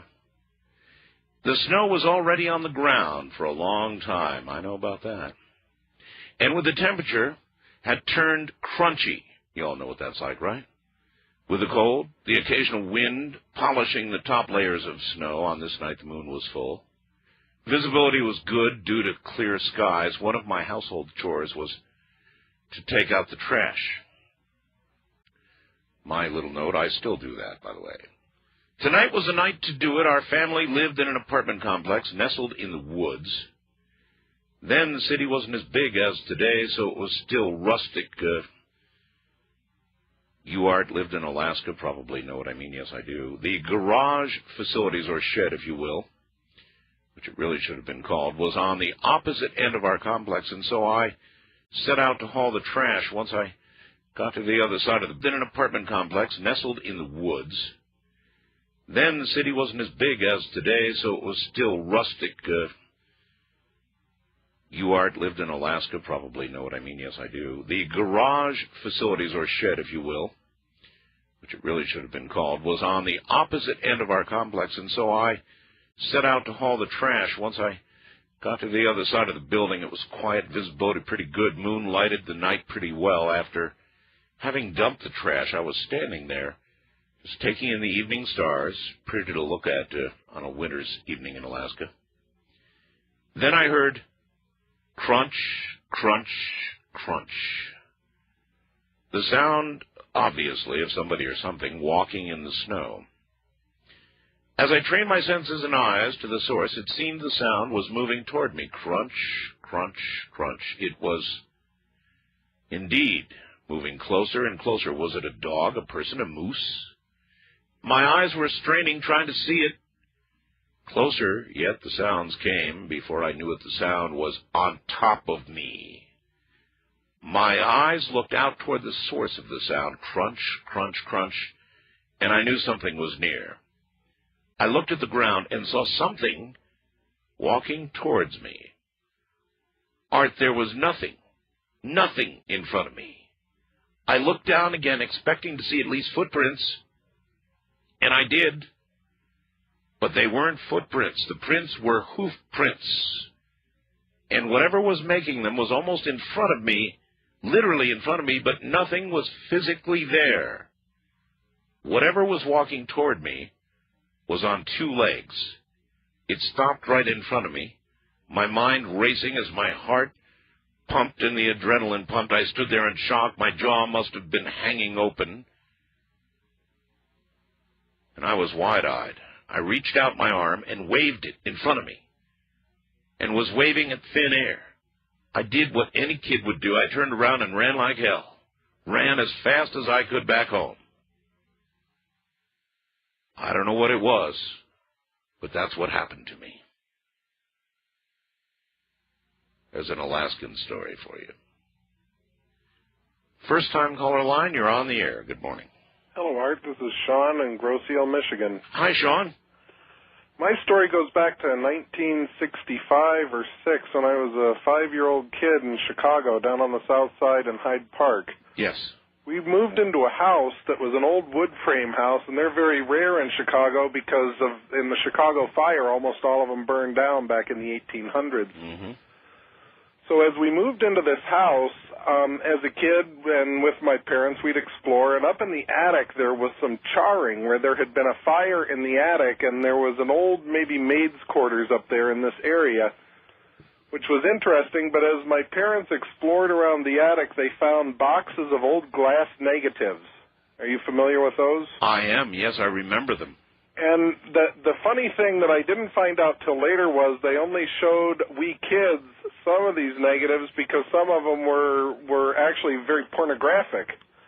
But we only knew that there were these old pictures of old days back in Chicago up there. Well, as time went by, the attic was accessible through one of those drop-down stairways, and continuously we'd hear little sounds and the lights would be on up there. Well, we went through a project for about a half a year restoring the banister going upstairs. It was an old mahogany banister, so the whole family would be there. That was our entertainment for a long time. And we kept hearing sounds and thumps and footsteps and a sound almost like a bag of potatoes rolling out upstairs. And my dad finally one night grabbed a meat cleaver because he was sure this time it was so loud that there was somebody up there. So he grabbed a meat cleaver from the kitchen, and our most loyal, brave dog in the world was with us, Gretchen, and she would not go with him. The hackles went straight up on her back, and she would not go. So he actually grabbed her by the collar because he thought he was going to have a confrontation. He went upstairs, pulled down the stairs to the attic. The light was on again, and he went upstairs, had to drag the dog with him, whimpering and crying and everything else, only to find nothing again. And what was really strange was we continued to hear these sounds, and it was just part of our lives for about 4 more months until we were ready to move from the house. And my dad packed these pictures up and got rid of them, shipped them out, and it all went away. It was in the pictures. Oh, it was in the pictures. Yeah, we're almost positive that what happened was this fire that had happened up there probably took this maid's life, and they were her pictures, and no one knew about it, but she was, I'm sure, worried about being found out through time. I understand. When they finally went away, that was the end of it. She was able to go off into peace. Whew. Well, the implication of that is that if there is something that strong in life that we're afraid of being found out, we can't be released in death. And, I've heard this again and again and again and again, and I would like to think, like an earlier caller, that the other side has no time and you're in two places at once, but you've got to imagine the other possibility, and that is that you really are trapped like that nurse. Absolutely. As a 5-year-old, it was so real, and you're not really tuned into supernatural or fear in the same way, and it was such a real part of growing up. It was amazing. A real part of growing up. Thank you very much. Thank you. And take care. Imagine if you knew there were pornographic pictures of you, and you had them, stored somewhere the way this lady apparently did. But you died. And you knew you were going to be found out. You knew that eventually they would be found. Would such a thing keep you on Earth?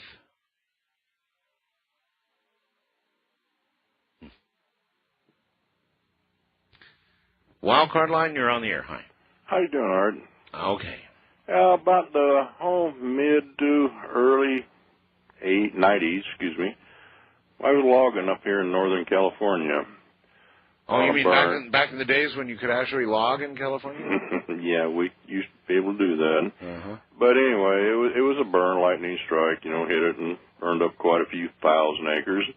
But anyway, in amongst this burn was an Indian burial ground or maybe a medicine area. Okay, we finally moved into that area. And I was waiting for the trucks to gather up.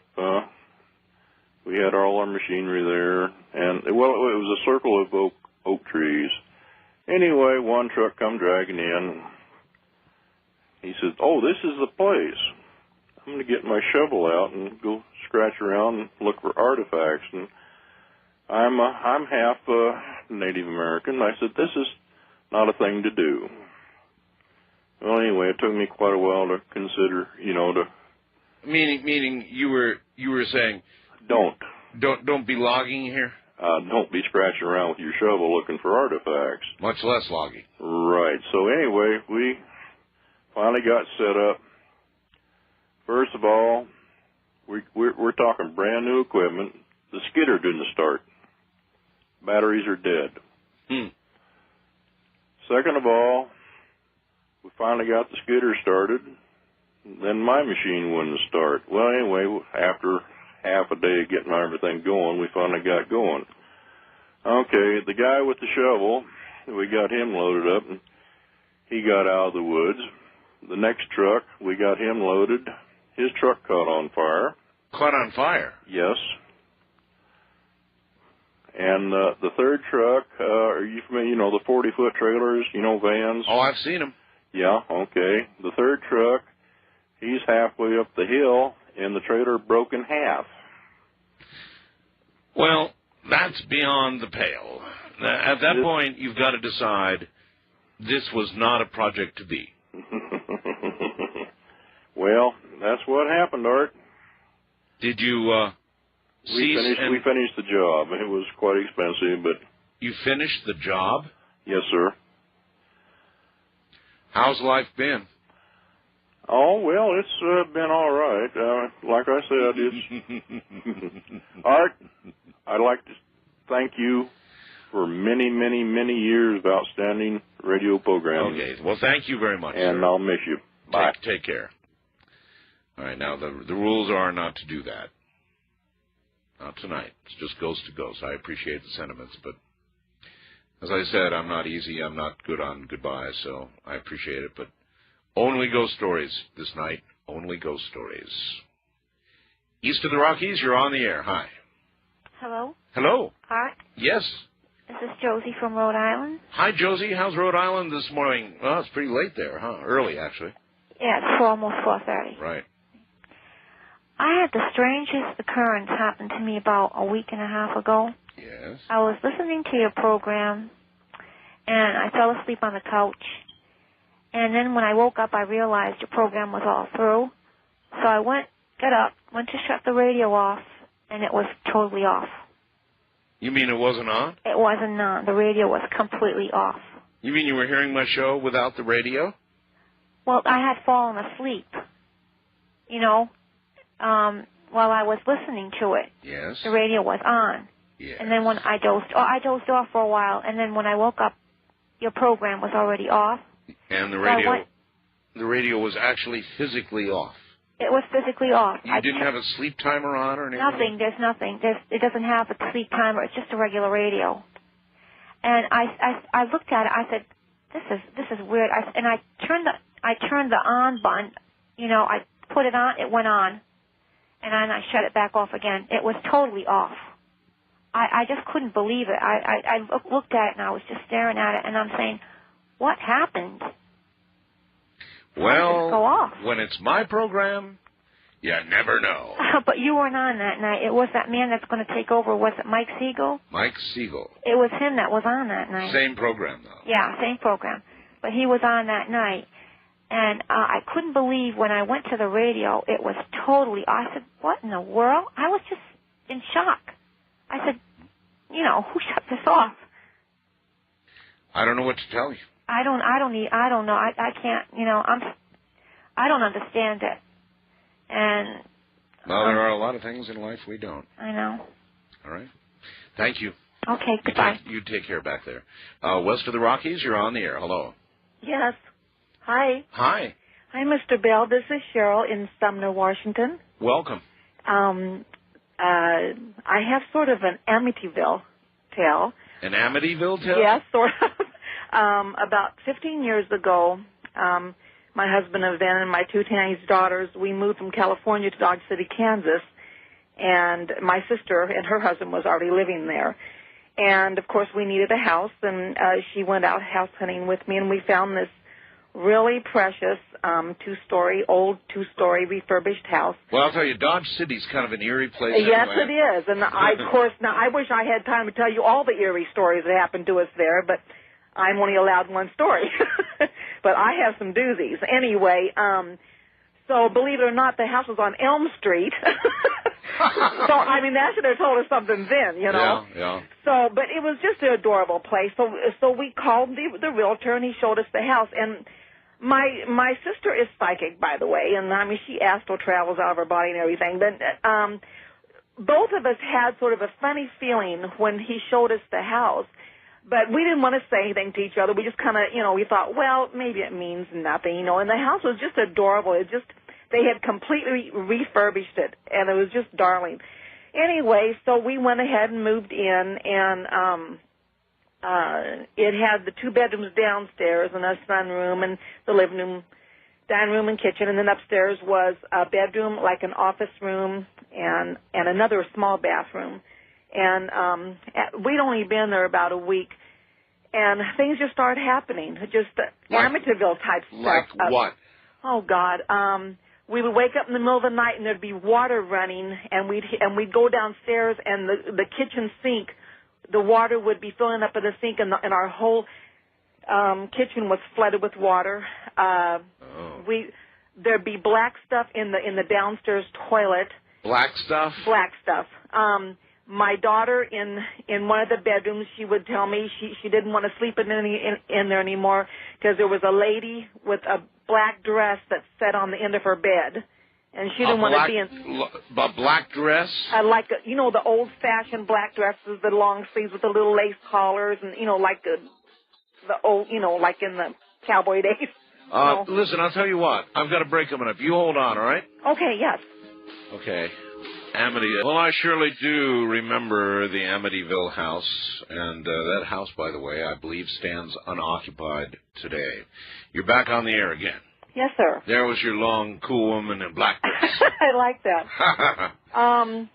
I wish I had time to tell you all the amazing things, but I'm just going to try and touch on what I can. Black in the toilet, that's bad. Black in the toilet's bad, but it gets worse. I mean, like I said, there was this lady that always appeared in my one daughter's bedroom, and she never did anything. She just sat there on the bed. And then across the hall was my other daughter's bedroom, and she was one that liked a little bit of light on in the hallway. And she'd wake up in the middle of the night, and her door was shut, and she couldn't get out her door. And she'd bang on her door screaming. And my husband and I slept upstairs, so I'd have to come down and try to get her door open. Finally, we started stacking bricks and books and stuff in front of her door so it wouldn't close at night. And then, but still, those would be moved, and her door would shut. Okay, I would take a bath downstairs. Someone would come behind me and start whispering to me. Upstairs in the bedroom, in the middle of the night, I'd wake up, and my husband's face would look like an old woman's face. Oh, no. In the upstairs bathroom, it was just like, it just had a shower and a sink and a toilet. And in the middle of the night, we'd wake up, and there'd be water squirting out of the sink like a waterfall, and there'd be water in the hallway. Ay, ay, ay. Let me think. Our washer and dryer was down in the basement. So my daughters and I would go into the basement and do the laundry, and the door would shut and lock us in there. And obviously we stopped doing any of that at nighttime because the lights started going off at night, and then we'd be locked in the basement with the lights off. Then we tried burning candles, and then so we didn't do any laundry at night anymore. And what'd you do with this house? Oh, well, we only lived there about, I don't know, 3 or 4 months maybe. My daughters and my sister's children, they went to the Catholic school around the corner. There was a Catholic church there. And finally it started getting really bad. Just horrible things kept happening.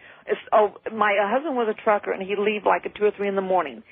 And I would start hearing someone walking up and down the stairs, coming up and down the stairs. Finally, I would have him wake me up, and he'd take me downstairs, and I'd sleep in the sunroom because it was the only, what I called the clean room, that was the safest room. My daughters started spending the night at their friends a lot.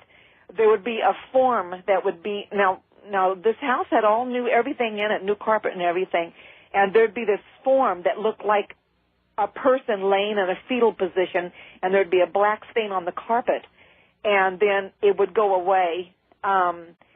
Finally, my sister and I couldn't take it anymore, so we went to the Hall of Records, and we checked out the house, and we found out that the lady had bought the house, and she'd refurbished it. I won't give any names here, of course. That wouldn't be right. Thank you. And she had bought the house from, it was the estate of the people that sold the house of the old woman that lived there. And her husband had died in the house, and the son, I guess the son had been found on the living room floor in that position. The husband had something wrong with his leg, and he'd walk funny, so I guess that's the sound we'd hear on the stairs.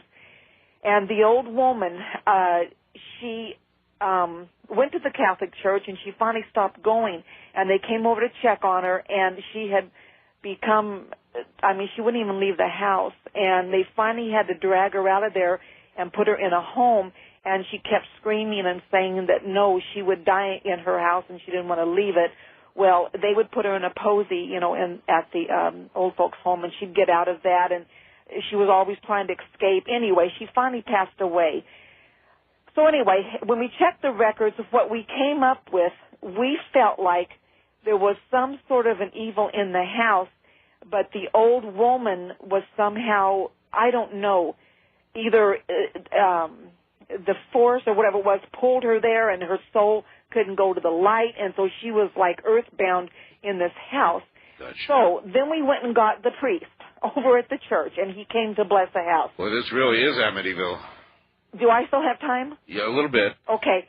So we had 2 cats and 2 dogs. They wouldn't go upstairs. So the priest came. He came in the house. He went upstairs. He started sweating real bad. He started becoming real ill. He said, and so he buzzed the house as good as he could. He said he had to leave. Anyway, he had to serve Mass later that afternoon, and he fainted at Mass, and he became real ill for about 2 or 3 weeks. And then when we go to Mass, he wouldn't talk to us. And so finally, we started blessing the house ourselves, and I believe that we finally sent the old woman to the light, and her grave settled. We had heard that when there's still a mound over the grave and it hasn't settled, that means the spirit's earthbound. We don't know if that's true or not, but anyway, the grave settled because we found her grave. And there was a baby that would cry, and it was just... believe me, I've got this picture graphically.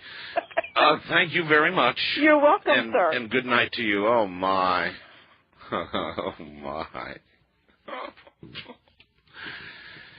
Hey, Art. Since this is your last Coast to Ghost on Coast to Ghost, I thought I'd relate an interesting event that occurred several years ago. My friend's cousin lived in an old house in Trenton, New Jersey, that had been moved from Bordentown, New Jersey. It was previously used by Napoleon and his brother on visits to the area. Now, this story is not about Napoleon or his brother, but rather concerns the occupants of that house at around the same time. You see, my friend's cousin had decided to remodel the house and appropriate the attic as a bedroom for their daughter. As her husband began the remodel, a series of peculiar incidents also began. This is sure sounding familiar. They included bedroom drawers being emptied and contents strewn about, cold spots in the home, and her husband being pushed down the attic steps. As we are particularly sensitive to ghostly activities, she called us to please come over and see if we could determine what or who could be causing these frightening actions. Arriving at her home, we proceeded to the attic, where I saw a young girl about 14 or 15 curled up in a corner. She seemed very distraught. During our dialogue, I asked her what was upsetting her, and she replied, "I've lost my ring. It's very special to me." "And what is going to happen to me?" she said. "He's giving my room to someone else." I assured her there was a better place for her, and before she was led to the light, I asked her name. "Sarah Cunningham," she replied. I related what Sarah had told me to my friend's cousin, who immediately turned a ghastly white and quickly left the room to retrieve something from her kitchen. "I found this morning," she said. I don't know where it came from or who it belongs to, and handed me a beautiful azimuth ring, about size 5, that she'd found in the kitchen faucets. I examined the ring, and inside found the initials S.C. Note, the house was also part of the tunnels that Napoleon had constructed to aid his escape in the event it was needed. An interesting article on the house ran in either the Trenton Times or the Trentonian at the time the house was moved from Bordentown to its present location. I have a photocopy of the article, but it's very poor and not scannable. Cheerio, Barb in Pennsylvania. Thanks, Barb. First-time caller line, you're on the air. Hi.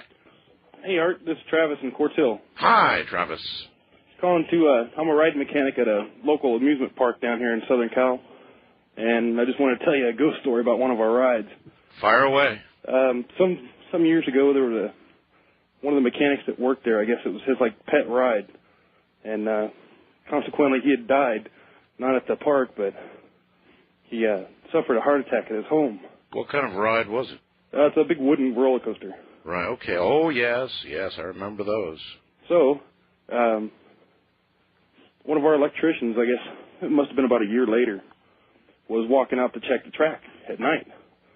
And he was checking proximity switches. I'm sure you're familiar with what those are. Sure.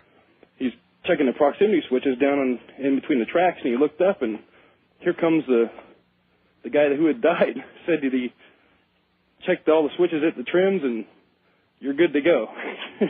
Really? Yeah, and then I guess the electrician ran, and nobody's ever seen him physically, but there's been a few of us who have seen the glow of a cigarette out on the track area. Yeah. And he was very well known for chain smoking. Good to go, huh? Oh, yeah. He said he's checking out his ride still. I hear you. Thank you very much. You're welcome. Take care. There you have it again. The same theme again and again. People that seem bound to earth. God, the question, is it their soul? Is it their consciousness? Is it really them? It sure would seem so. And again, I know that in our own minds we make, make it right by thinking that time is different on the other side and that you can be in two places at one time, but maybe you can't. It's got to be at least an equal possibility, and it's pretty sobering to consider. Wildcard line, you're on the air. Hello. How do you do? I do okay. Wonderful. This happened back when I had first gotten married back in 1976 to my first wife. And we had gotten up and routinely, it was my turn to make the coffee, I guess, so I got up. And I had one of those, those old G percolators? Sure. I had one of those. You know how it is when you want to stand one of them things on end outside of itself, the basket and all that? And it's you betcha. Practically difficult, okay? Yep. So, hence the story. I had gotten up, it was my turn to make it, et cetera, and I took the guts out and cleaned them and so forth and set them aside all in the rack to dry while I went and proceeded to clean the pot itself. So I got the pot cleaned out and rinsed out, and I filled it full of cold water, and I grabbed the coffee, and I went over to, pick up the basket and stem and so forth, and they were gone. Gone. Right. They were no longer in the, the drainer basket. Yes. So I looked around, I looked on the table, I couldn't find them. I called my wife, she came in, I told her what had happened, and she's like, well, where'd you set it? In the drainer. And she looked there, it's not there. She looked on the table. We proceeded to go through the whole house to find this thing. And we went back in the kitchen, and on the windowsill, standing, assembled, and ready to go in the pot minus the coffee. Oh, no. Yes, there it was. Bright, shiny, sparkling, clean, and balancing perfectly on a painted, a rough painted windowsill. Oh, yeah, and this is one of those old houses in Chicago that was built back behind the local bar. Yes. Okay, and there had been stories about that place before we even moved in, but, everything was pretty much benign up to that point. But we spent a good half hour looking for them guts, and finally we came back in, and after like the third or fourth time, we looked around, and there it was sitting, gleaming in the sunlight, assembled and standing on end. Well, it was a good act, but still in all, I don't know if I'd want to stick around. Yeah, well, we didn't much after that, but... Anything else like that ever happen? Well, when I was much younger, living in my folks' house, I had been, we had just moved in about a year, and I was laying in bed one Saturday morning, and everybody was in the front room, and all of a sudden, I hear clank, clankety clank, clankety clank, going across over my head. Okay. Over your head? Over my head, in the attic. Nobody lives in the attic, Art. Nothing's in the attic except a couple of old boxes, but here it sounds like somebody's dragging a 20-pound chain. Nothing human. No. Whatever it was, we had to weigh a ton because of the way it was walking. And I went up there and looked, and of course, nothing. But this was early on a Saturday morning. Well, I don't know what to tell you, sir. I would just be very careful in life, that's all. Yeah. You take care. You too. Right. No clunking with nobody living up there. And then the coffee maker. Well, maybe. I went down there. There's this park in town, by an old, by a lake, and it's surrounded. I mean, it's beautiful. It's surrounded by all these old mansions because where we live is like the biggest paper producing place in the world. Yes. So all the paper barons built their giant mansions over there. Right. And it's serene down there. Probably the prettiest place I've ever been. But we went down there, and it's at night it's a pretty creepy place to be. And all of a sudden, I was talking to my friend. There's a giant fountain there, and we were sitting by the fountain. And my friend says, look over there. Do you see that? And I said, what? And she says, it looks like a horse. And of course, there's no horses in the park. So I turned to look, and about that time, whatever it was, seemed to change into a lot of people that shouldn't have been at the park at that time. And a lot of people? Yeah, a lot of people, like 25 people walking straight towards us. And that about... Did you originally... Now, wait a minute, hold it. Did you originally see this thing as a horse or a form or an animal? Well, I looked over and I saw something and I thought, what is that? And it morphed into 13 people or so or more? Yeah, and they were walking towards us, but you couldn't see all of them. Some of them were shadows. But some of them you could see. But wait, this isn't the good part. I see this one guy, and he's staring just at me. And so I think, oh, my God. So we run home, and we don't tell anyone.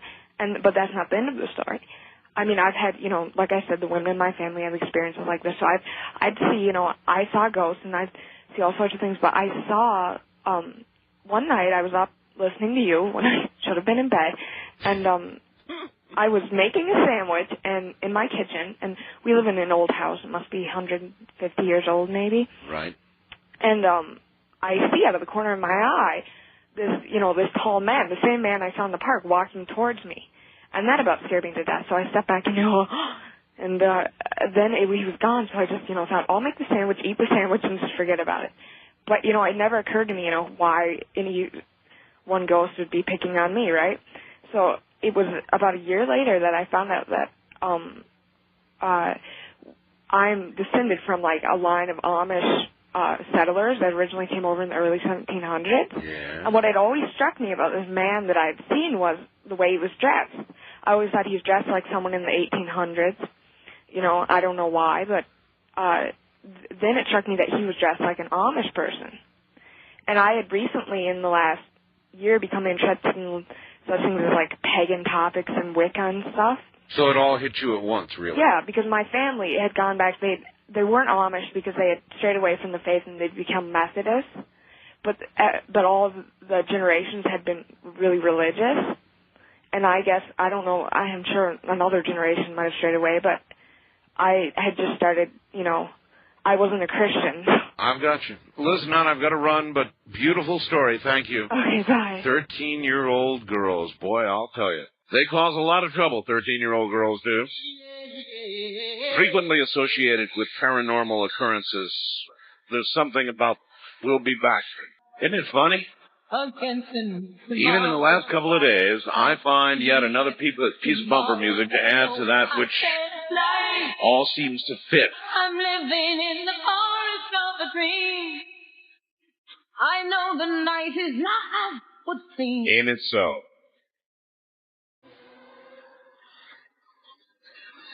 Well, here's one for the books. It comes from Nan, that's N-A-N, Nan, in San Francisco. Art, I tried to get pregnant with my daughter for 2.5 years. During that time, I became aware of a presence. A presence had followed me around at all times of the day and night. A small shadow would pass by me, a wisp past my cheek. The shadow did not touch the floor. It was small and was in the air, always at the same height, about 4 feet in the air. Not only was I aware of the presence, I was aware of its personality. Listen closely now. After a period of time, the consistency of its presence and its response to me led me to believe that it was female, my daughter, and stubborn. At one point I remember asking out loud, "When are you going to show up?"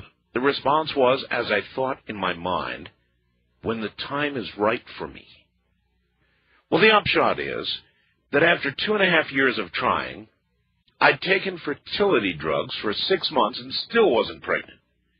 The entity was around almost all the time now.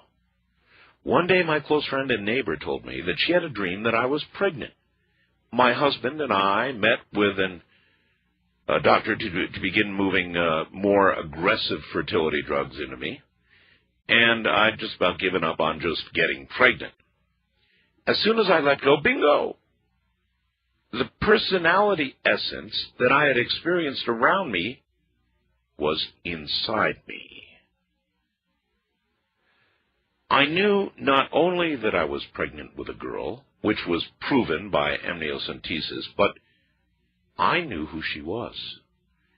The other day, I was having a conversation with this 5.5-year-old that I knew well when she was born, and she began talking about heaven. Well, since we're agnostic, and I don't believe in traditional religious concepts of heaven and hell, I have not discussed this with her, and I asked her where heaven was, and she pointed up. I asked her how she knew about it, and she told me that it was where she waited while she was waiting to come into my body. She told me that she used to visit me before she was born, and that she didn't want to come right away when I wanted her to. She has at other times repeatedly told me that she chose to be with me, and that she has a strangely comforting ability about her, as though she's mothering me. I had a son before her, and nothing like this happened with him. Very unusual. That's Nan in San Francisco.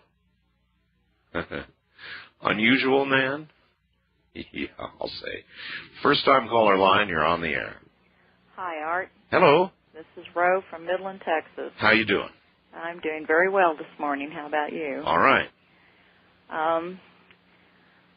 I've recently moved to Midland from Austin. I lived in Austin for 30 years. I was a college professor and graphic designer, and I was head of department of the local Institute of Higher Education there. Mm-hmm. This is in the late 80s. I had been going through a really bad patch in my life. My dog had died. I had lost 7 relatives, including my father. It seems like it all comes at once, doesn't it? It does. It comes and when it hits the fan, it just spreads out in tandem. Yep. And my best friend had just stabbed me in the back, and we were going through political assassinations at the college, and I had just been demoted that day and put on double secret probation for something I hadn't done. And by the time I got home from work, I was feeling pretty bad. Life stinks. So I went in and took a long hot bubble bath and came out and was sitting on the side of the bed, winding my clock, setting my alarm. And I was going, my father had been a World War II veteran and in really bad fighting, and an aerospace engineer, and worked on the Apollo moonshot and gone into the oil business. And he was a pretty tough old bird, and he had been ill for a long time, dead on the arrival at the hospital 5 times and revived out of it, miraculously. And he had finally passed on a month before. And so I was sitting there. He was a very wise and good man. And I was just thinking to myself, I was going, boy, Pop, I could really use your help right now. Mm-hmm. I really need you. And I suddenly felt this presence behind me on the other side of the bed, and this weight go down on the bed. Wow. And I lived by myself with my dog before he died, so the hair went up on the back of my neck.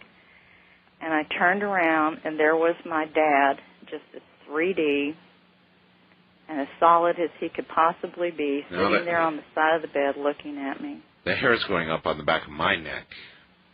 And he had this real stern look on his face, and I thought, oh, my God, he knows every bad thing I've ever done in my life now. And so I said, Dad, is that you?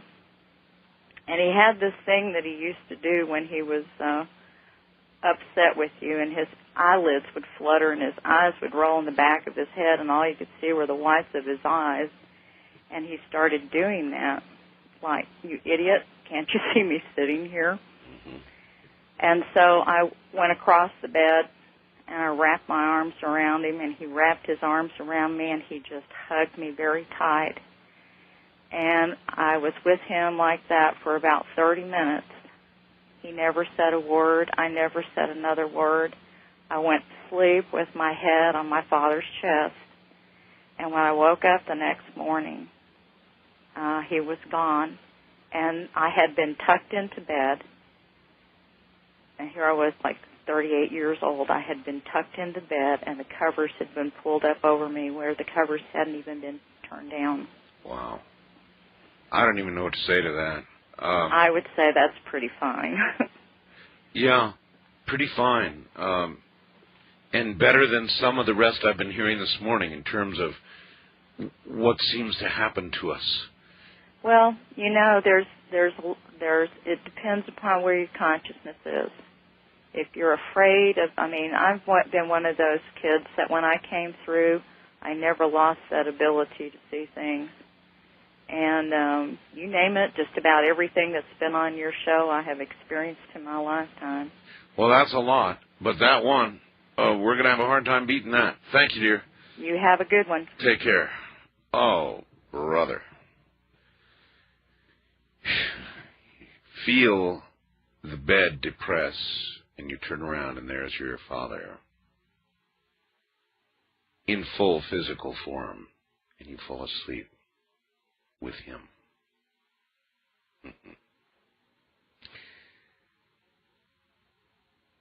Dear Art, here's a ghost story from when I was a little girl. This comes from a Chinese camp. It says a Chinese camp. When I was 7 years old, I went to stay overnight with my aunt in her small house in Chinese Camp, California. Okay, Chinese Camp, California. The town is where all of the Chinese miners were sequestered during the gold rush near Table Mountain. I'd never been there before, and as I was young, I didn't really know about the history of the house. According to my aunt, the guest bedroom was very haunted. On one occasion, a guest of hers woke crying uncontrollably in the room. When my aunt asked her what was the matter, she replied, my aunt saw nothing. This was the room I was to sleep in. After tucking me into bed, my aunt and uncle retired to their bedroom to sleep. Later in the night, I awoke in the room feeling somewhat uneasy. Suddenly, without warning, I was shoved very roughly from the bed onto the floor. I was startled and disoriented. I headed toward the area where I thought the door would be, but I couldn't find it. I became even more frightened as I couldn't find the way out and didn't want to look back at what had shoved me out of bed. Don't blame me a bit. I became so scared that I started crying and threw myself against the wall. My aunt heard my cries and found me, a scared, crumpled little girl, trying to claw through the wall. Needless to say, I slept in her bed for the rest of that night.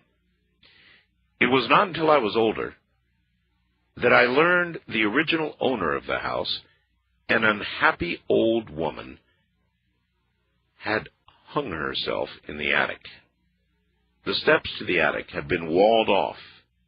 Naturally, the guest bedroom was where the door to the attic used to be. That's Amy S. in Santa Cruz. Wildcard line, you're on the air. Hi, Art. This is Trevor from Saskatoon. How you doing? And I'm in the Haunted Hotel. The Haunted Hotel. Haunted Hotel. This thing is the building's it was built in the 1900s when this city was just a town at the time. Huh. It took probably like 10 minutes to cross, but it was one of the best ones at the time. What kind of haunting? You name it. I got thumps, I'll give you an example of the history of the place first. It'd be the best way to describe it. Going about from the 40s all the way to almost present day, except for about 6 years ago when the company that I work with took over the place. This building sat like dead for 5 years. But before that, in the pool area and the old theater area, which is it's about 3 stories high, like a huge pool area, it's a whole big water slide. That used to be a double-layer bar.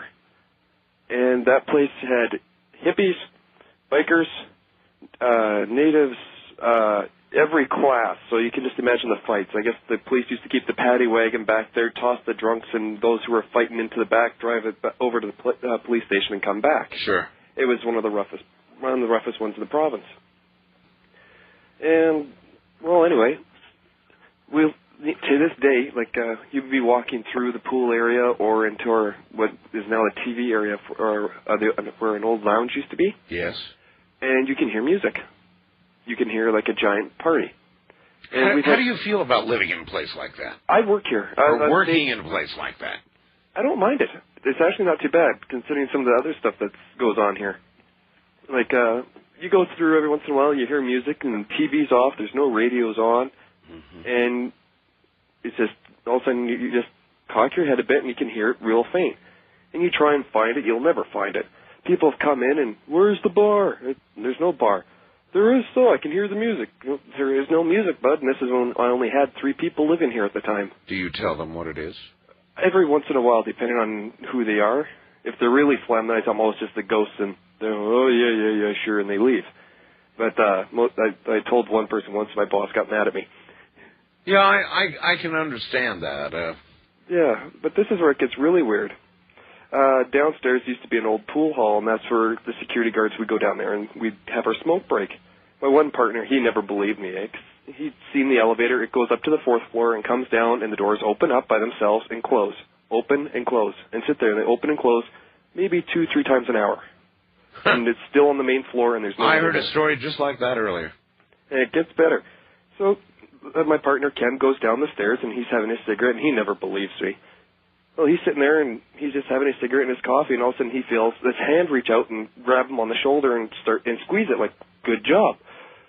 Ken jumps, turns around, pulls out his Maglite flashlight, and is ready to swing, and there's no one there. And now Ken's starting to believe me because he feels it again on the other shoulder. Whips around, and it's the wall.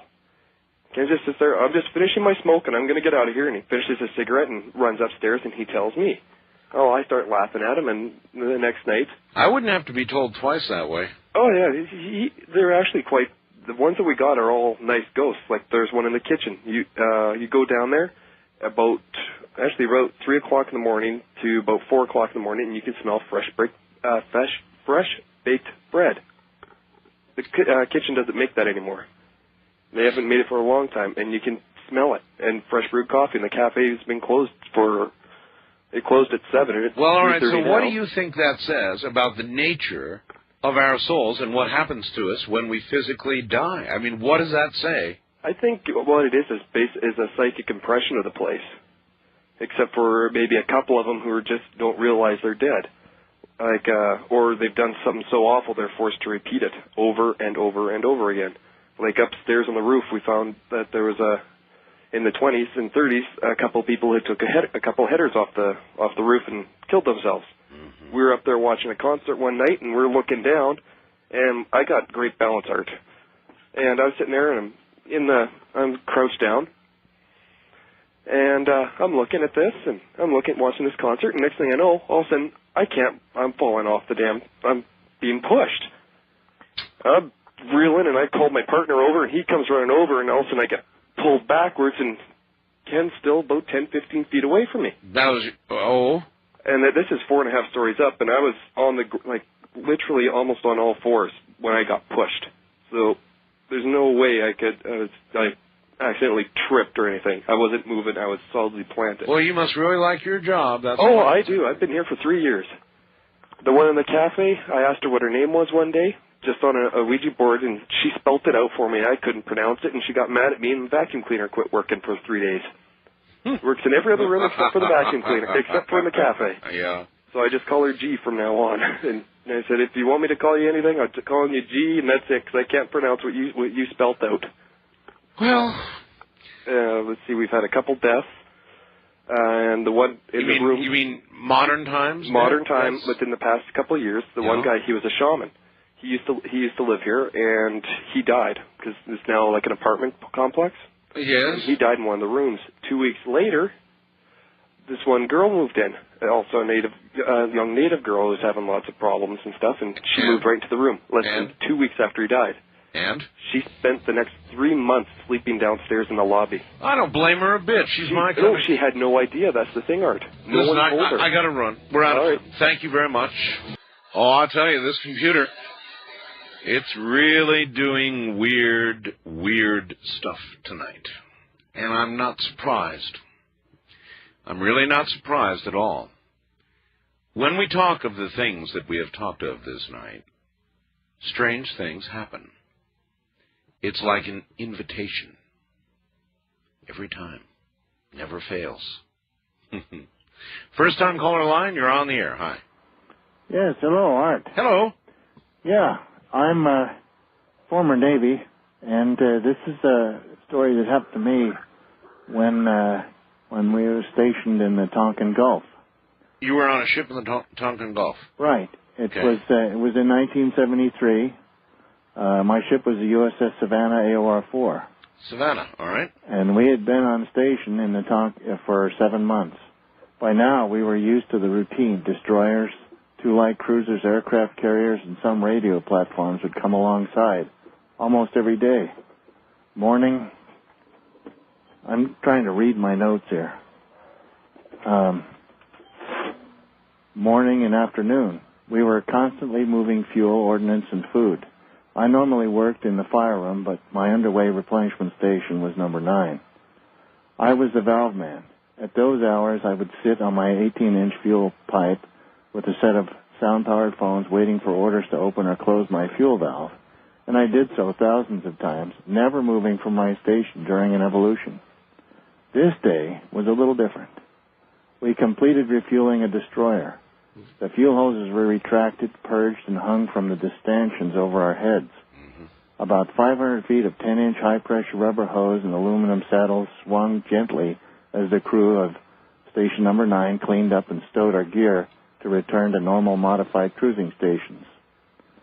I waited on my fuel pipe with my back to the bulkhead listening to the sound-powered phones. Then, someone placed their hand firmly on my right shoulder and pressed. Quickly I glanced to the right, and there was nothing. The hand disappeared. Of course, it would be nothing because there was a bulkhead there, too. I thought one of my shipmates was choosing this slack-timed horseplay. A minute passed, then again the hand pressed firmly. This time I quickly glanced to the left, expecting to catch the culprit. Nothing, no one there. The hand again disappeared. 2 more minutes passed. I thought to myself that this was a mighty strange thing. If it happened again, I decided just to clear my mind and try to sense whoever it was or whatever it meant by this odd behavior. Just like clockwork, it happened again. Firmly, the hand pressed on my right shoulder, and there was no one there, but I felt a pleasant sensation. Accompanying the sensation was the idea, why not move? Just move over there, just about 8 feet away. Right. As if talking to someone, I said, okay, why not? I got up from my position and moved to the spot. I turned and looked at my station and said to myself, okay, so what now? 3 seconds later, one of the hose saddles cracked, one length of hose fell, then another and another. A saddle snapped until all the hose had fallen on Station Number 9. If I had been sitting in my position at that second, I would have been crushed into my helmet under a 1,000-pound pile of hose and aluminum saddles. Amazingly enough, not a man was injured in that accident. All the hoses, cabling, and saddles fell near, but not on anyone. We were there for 4 more months. We had a few other accidents, but we had no casualties on my ship. Brother. And that's my ghost story. That's a good one. All right, my friend, I thank you, and I'm glad you weren't crushed. Yeah. You take care. That's an on-station story. Well, I don't know. What do you rack that one up to? An angel? Maybe a relative that's passed on? Somebody who's watching over you? I don't know. Wildcard line, you're on the air. Hi. Wildcard line? Yep. All right. Hey, we were up at on the other side of Pahrump, up there on that Highway 375. Yes. and a bunch of guys had come into town and stuff that used to work up at the test site and down in New Mexico. Are you in Pahrump? No, I'm in Vegas. You're in Vegas, all right. And we go up there on the other side of Pahrump and go fishing up there at Hay Meadows and Cold Sure, we Springs. got a lot of test site workers, Area 51 workers. They live here. Yeah. Yeah, all up in that little area and stuff, and we always go over to the little alien and stuff. It's great listening to their stories. But a bunch of those guys had come in, and some of them that worked down by the Trinity site where they track the satellites up in orbit and stuff. Yes. They got those big cameras on the telescopes and everything. Yes. And we're sitting up there, and we've been camping. It was the second night, and the first night on the weekends, the radio stations that we listen to out of Utah, they don't do the replays of the Art Bell show. So we took some tapes up there, and we let them listen to the one with Seth Shostak from Arecibo. Yes. And the one with Richard Hoagland talking about when that guy Paul Dore said that the satellite, was headed in towards Earth and stuff, that big hoax deal and everything. Oh, yes. And these guys got to talking about the EQ-PEG affair. Right, yeah, absolutely, yeah. And we were letting them listen to those tapes and stuff, and they were kind of laughing. We had heard stuff before that they track stuff and that you don't hear about and stuff. Right. And as the night went on and stuff, up there they got a lot of warm springs, and the valley will be like the fog rolling in off of the San Francisco Bay. Sure. And as it started rolling in and everything, everybody kind of got quiet, and then the guys got kind of into a technical conversation and everything, talking about how close that they really are, and that hoax they figure came from somebody that used to work up there and everything, talking about how close that they really are, and that hoax they figure came from somebody that used to work up there at the test site and knew that that's how they had figured it out, that the satellites had passed by our solar system and stuff, that they went, how remember the big wow signal that Seth Shostak was talking about? Of course, yes. They said that, during that interview, he said that a lot of times they had got stuff, but nobody retrieved that information for 2 or 3 or 4 days. And they talked about how a satellite traveling past us at half the speed of light, if you looked at it 2 or 3 days later in that same spot, well, it might be 4 or 5 degrees off, so you wouldn't find it again. And they took a map and they started putting these little pins up and everything, and they started laying out paper and showing us up in the stars where they had all those the big wow signal and some other good signals had come from that nobody had ever figured out. And they were saying it was real? Yeah. They said that there's 7 signals that, well, actually there's like a group of like 48 signals, but they translate into seven patterns across the sky. And from listening to that stuff on your show, I learned about the Doppler effect and is what they did. All of them that were within a certain radio frequencies, they use the same color pins on those and stuff.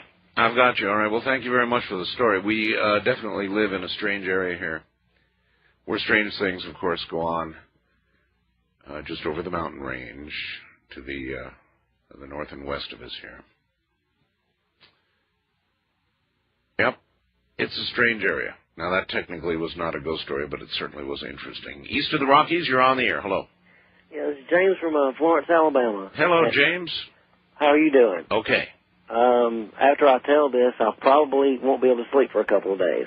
Well, try and tell it gently. Okay. Well, when I was about 15 or 16, I went to bed one night, and about 3 o'clock in the morning, I woke up from a sound sleep, and I had that feeling like I was being watched.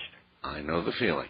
And trying to shake myself out of sleep and everything, I just kind of glanced down to the foot of my bed, and I saw a pair of red eyes.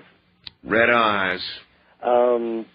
They were about 1.5 feet above the end of the end of your bed? The end of my bed. And as I first thought I was dreaming or hallucinating or whatever, and I glanced over at my alarm clock, and of course it said like 3 o'clock in the morning. So then I thought, okay, I'm awake. Okay, this is really happening. And I tried to scream, and of course nothing came out. Oh, listen, that'd be the equivalent of about 10 cups of coffee. Exactly, I tried to move, and I couldn't move. And I kept thinking, okay, now what am I going to do? Right. So there's a formation with the eyes. The black entity itself looked kind of like the best way I can describe it would be like a miniature funnel cloud. Oh, brother, a miniature funnel cloud. And the eyes were stationary, though. And this whole thing was like just spinning, like, you know. And so I kept looking over at my clock, and like 3 or 4 minutes had gone by, and it was just in one place. It wasn't moving around or anything. And then I finally thought, okay, I know this is real. Now what do I do? Well, you know you've got a good heart. Well, yeah, really. And so it was I had about 5 feet between my bed and my bedroom door.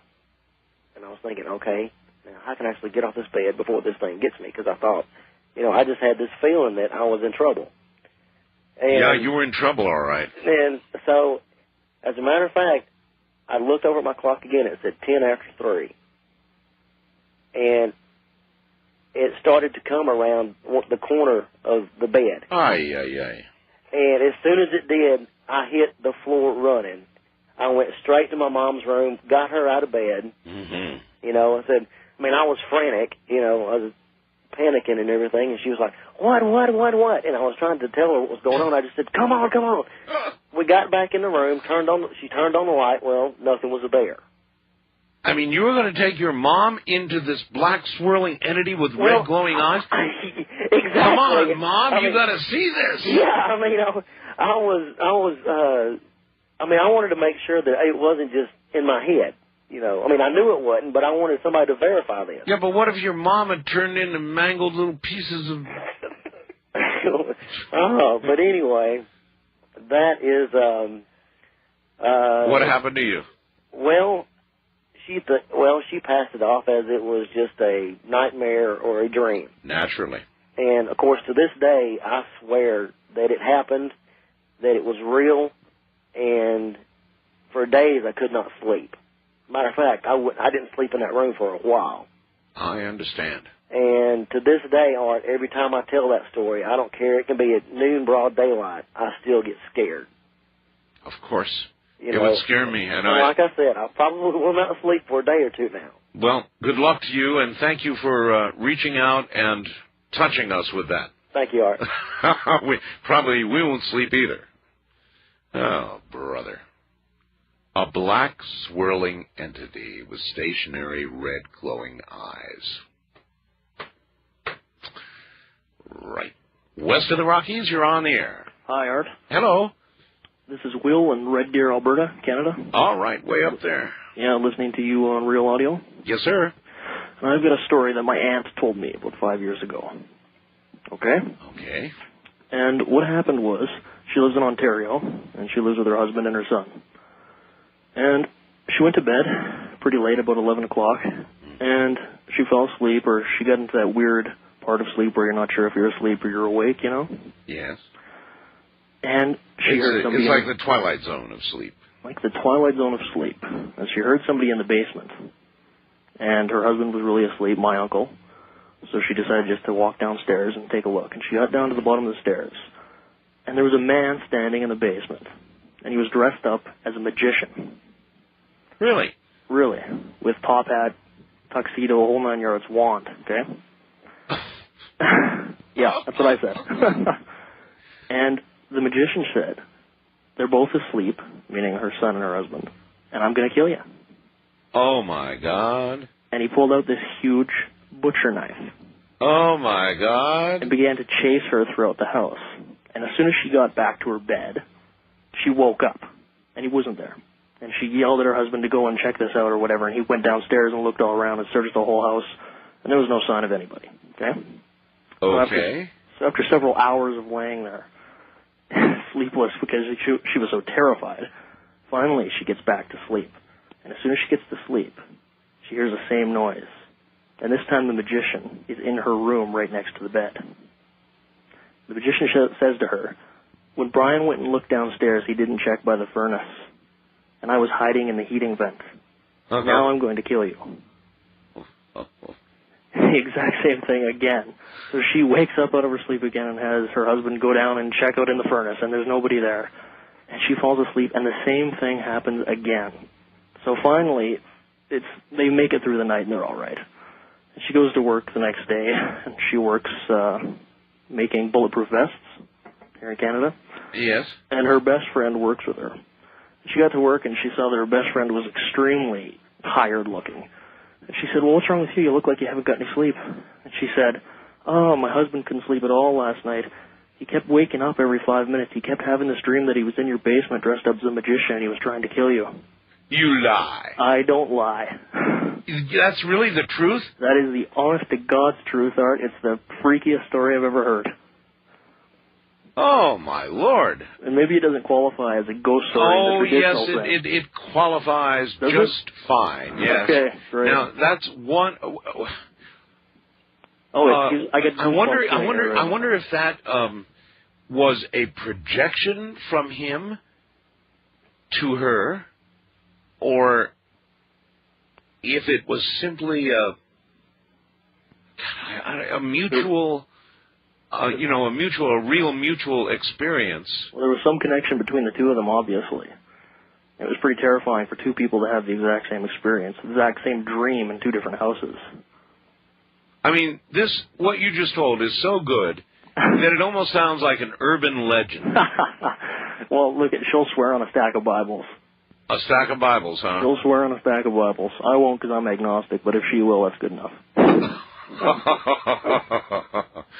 Well, I have no idea what to tell you about all of this, except that I guess you have you really believe it, right? Oh, Art, you have to consider the source. And I'm considering the source, and she's very believable. And she would not tell a lie, and the story just absolutely terrifies me. It terrifies me more because I've actually been in the furnace room. Moreover, I would be afraid to go back to sleep. I don't know how anybody would get back to sleep after something like that. Well, when you got to wake up early, you got to do what you got to do. Yeah, I guess life goes on, huh? It has to. All right, listen, my friend, my program is over. And so you get the honors from Canada. Well, as the last caller ever on Ghost to Ghost AM from Canada, it's true. Good night. That's the way to do it. Thank you. Hey? Hey. Later. All right, indeed, the last caller ever on my version of Ghost to Ghost AM. That's it for tonight. Now, tomorrow night, folks, Dr. Michio Kaku will be here. There'll be I think a few surprises perhaps in the first hour. And then comes probably one of the best guests I've ever had on the radio, Dr. Michio Kaku. From the high desert, I'm Art Bell. Sleep tight.